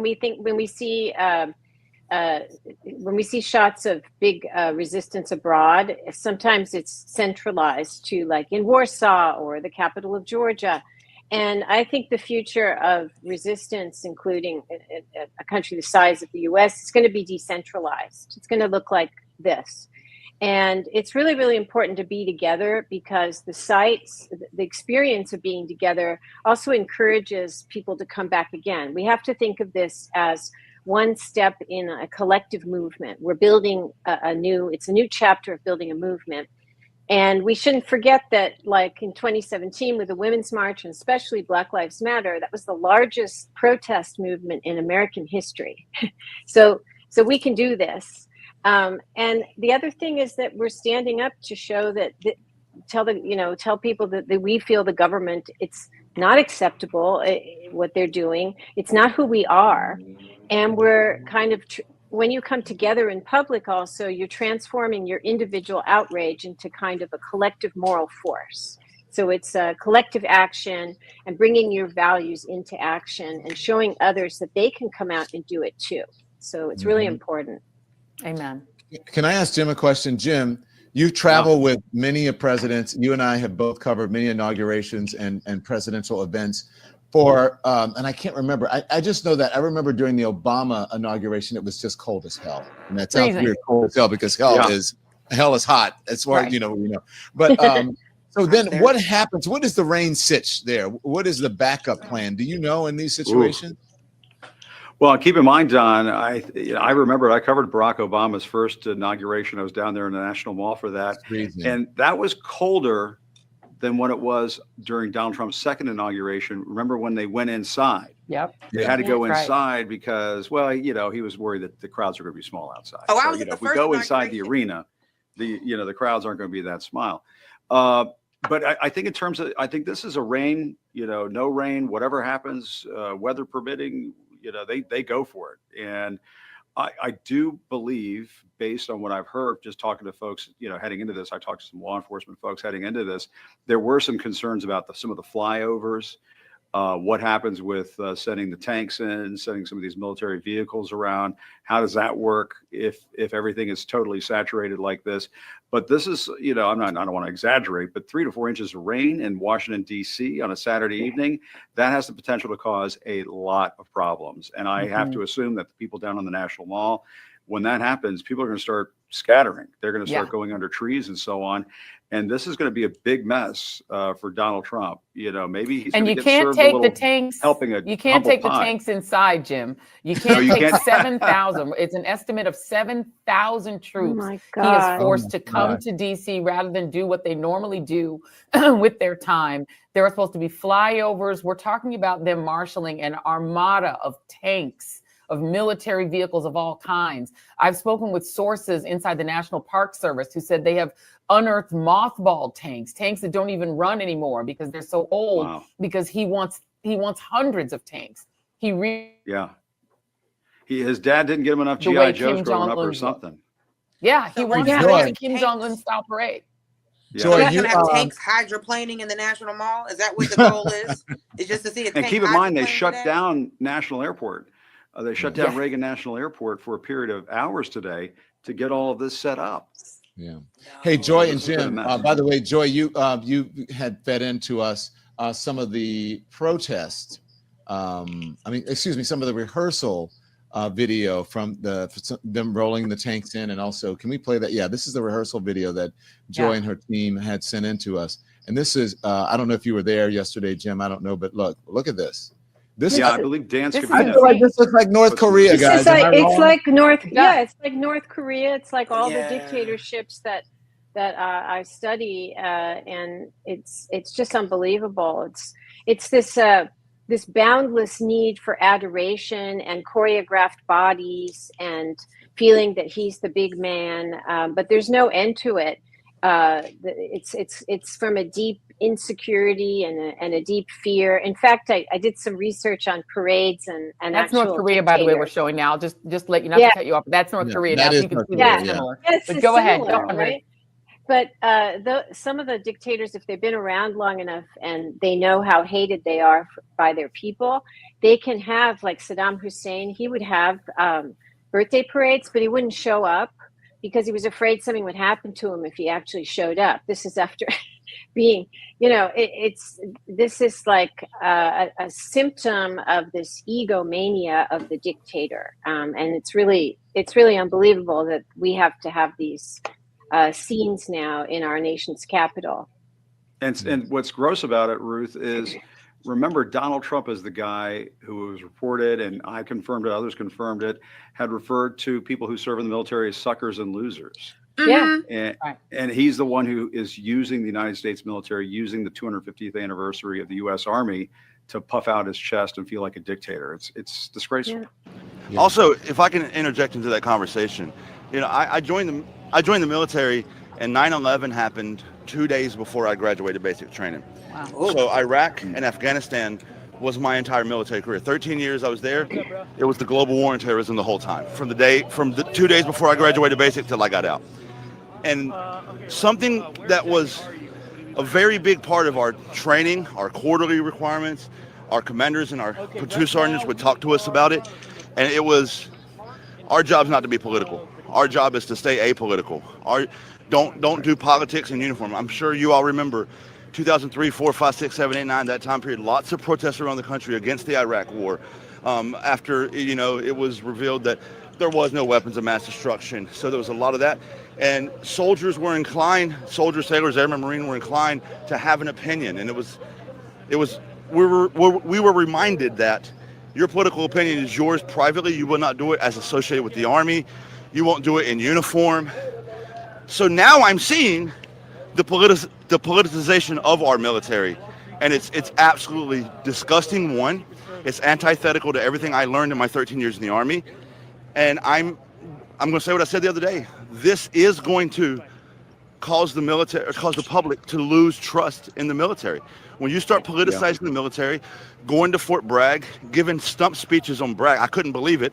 When you're filtering the troops that are there to make sure they align with your political views, when you're selling Trump merchandise to soldiers in uniform, if you did any of these things while I was in, you were getting reprimanded, if not kicked out. Politics were not allowed in uniform, and now I'm starting to have trouble deciding what's politics and what's uniform. And this is going to cause us to erode public trust in the military. Indeed. Indeed. But the Especially when Republican Party has always used the military, has always taken the military and stood them in front of us. They've always said that they supported the troops, and the entire time we're taking resources and services away from veterans. They are the main party that will go, we love the troops, we care so much about the troops, thank you so much for your service. And they are the main ones that will defund a VA. They are the main ones that will make sure that they're taking their all of the services. They're not allowing, black servicemen to be, or black service, people serving service who are black, to be able to use the GI Bill. And that was the entire time. So this entire time, the Republican Party has always stood behind the American military and been like, this is our show of might, this is our show of force. They're the first ones to go to war and then the last ones to help veterans. This is always, this has been the game the entire time. They have always played in the military space. So for me to have to look up, if, we all had a grandfather who was in World War II because he had to, because we had the draft. But to currently have friends who've had to leave the military or were kicked out of the military, or for any reason to say we can't politicize, so you're telling them you can't be political in uniform, but yet the Republican Party has always made the military part of their party and the identity of their party. That's a huge slap. That has to be a huge slap in the face. Mostly, look what he did at Fort Bragg last week with members, our service members standing behind him doing a call and repeat, and also, selling merch at the event. Yeah. Which is unheard of. Like, why are you selling merch to the troops? And by the way, for those who didn't see that video, and we have a little bit of that video here, I don't know if we want to tee it up. He mocked the mayor of Los Angeles and the governor, and again claimed, like Kristi Noem did, that they're going to, quote, liberate Los Angeles from the people who are elected to lead it. He mocked the press and got the troops, who was I think it was the 82nd Airborne, and got them to mock the media with him, to hoot and mock the leadership, the civilian leadership of California with him. He got them to participate. And as Don and Jim have reported, and I've seen this reporting elsewhere, they vetted those troops, not just for their ideological views, Ruth, but also for their appearance. And I don't know what that means, but I assume they mean they wanted them to mostly be white. Yeah, and fit and white. No, this is obviously, this is so dangerous. And all along, Trump has made no secret of that. He has a different model of the military in mind. It's why he said to his chief of staff, General Kelly, that he liked the way that, Hitler's generals were with Hitler. And then Kelly had to remind him that actually some of the high officials tried to assassinate Hitler, but he's like, no, they were obedient. And so he has this image of the military as loyal to his person, which is not the way it's supposed to work. And, it's very sad because ultimately, even this storied infantry battalion of Marines who are very tough and served all over the world, and they are going to lose their integrity if they're asked to be, doing stuff to civilians. And so the military, when it's in all the stuff that I've written about, when a military serves an authoritarian, it doesn't have to be as extreme as Pinochet's Chile, where they were like literally torturing, civilians, but they lose their integrity and they come to stand for just oppression. And so it's a losing thing. He's putting the military in a very difficult situation, and that's why it's even more sad that that there's not more people speaking out. Well, Ruth, thank you so much for joining us. Dulce, thank you so much for joining us. We appreciate it. And we will see you guys back here soon on the Don Lemon Show, on the Joy Reid Show, on the Jim Acosta Show. So thank you very much. I want to bring in now Reese Colbert and also Clay Kane to the stage. And there's a reason that I'm doing this. And I'm going to leave Jolly up as well. Jolly, put your face in here. Because what I want to tell stay in everybody there, Jolly. Is that these you're our correspondent on the scene. We don't want to lose you. I'm here. Yes, I'm here. And I am going to be shameless here and say, you guys mentioned merch. We have a merch store. Our merch store is up and running because that's how we stay viable out here on these streaming streets. So, okay, so go to donlemon.com and check out our merch, or go to our show page on YouTube and you can get our merch there as well. Also, I just want to say, if you are watching us right now, you are watching all independent journalists up on the screen right now.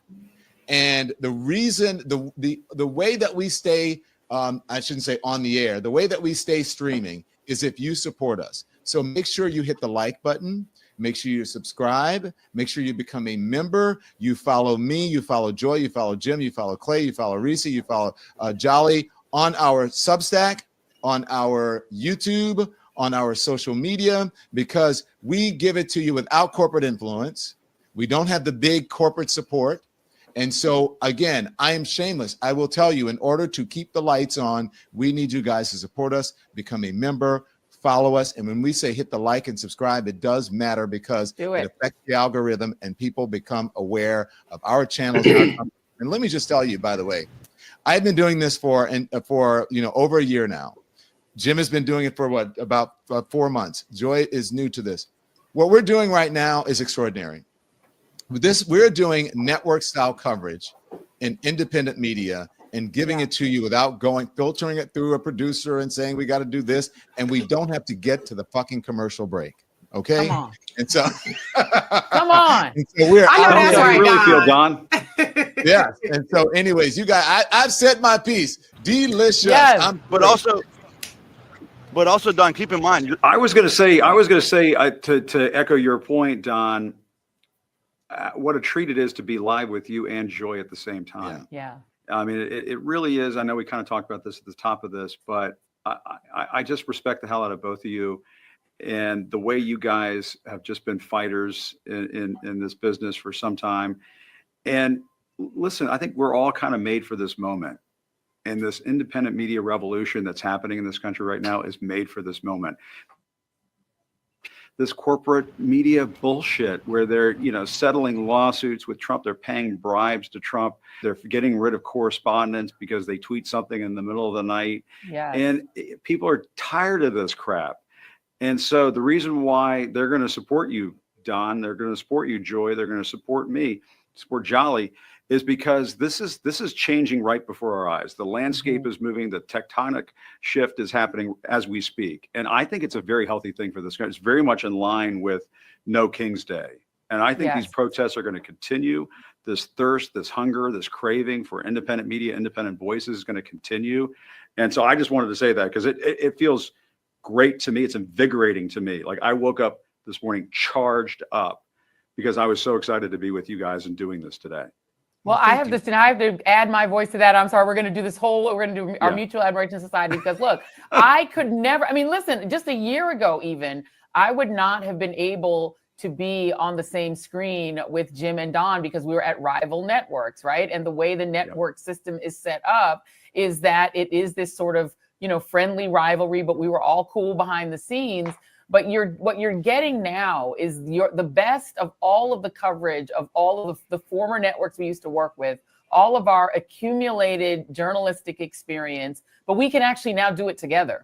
And we can do it, as Jim said, without the filter of corporate bosses saying that you can't have this guest. I would have loved to book Jolly Good Ginger on my show. I would have probably gotten pushback because they'd say, well, he's from social media.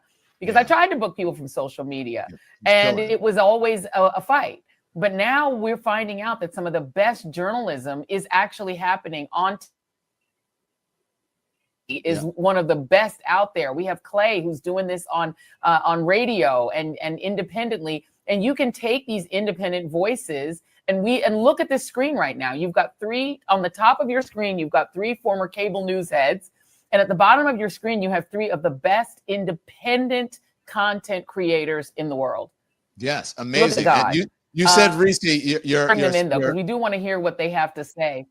Yeah, and look, your feed cut out a little bit. We did say she said Reese, but it was when the feed cut out, Reese. But stand by. Jolly wants me. I think Jolly is a guest. Jolly, is that true? You're saying get to him. Stand by. We're gonna get Reese and Clay on it just a second. Go ahead, Jolly. Yep. There you go. Can you hear me?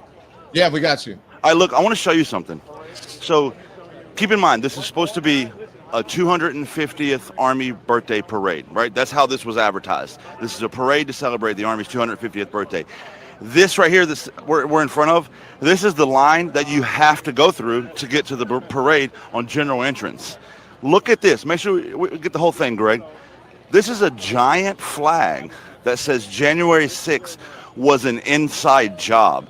It's got another flag here calling J6 hostages. This is 100% Trump propaganda, conspiracy theory memorabilia at the general entrance of what we're being told is merely a parade for the Army's 250th birthday.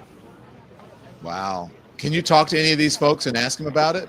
Yeah, let's ask. Let's find somebody. Hey, what's going on, man?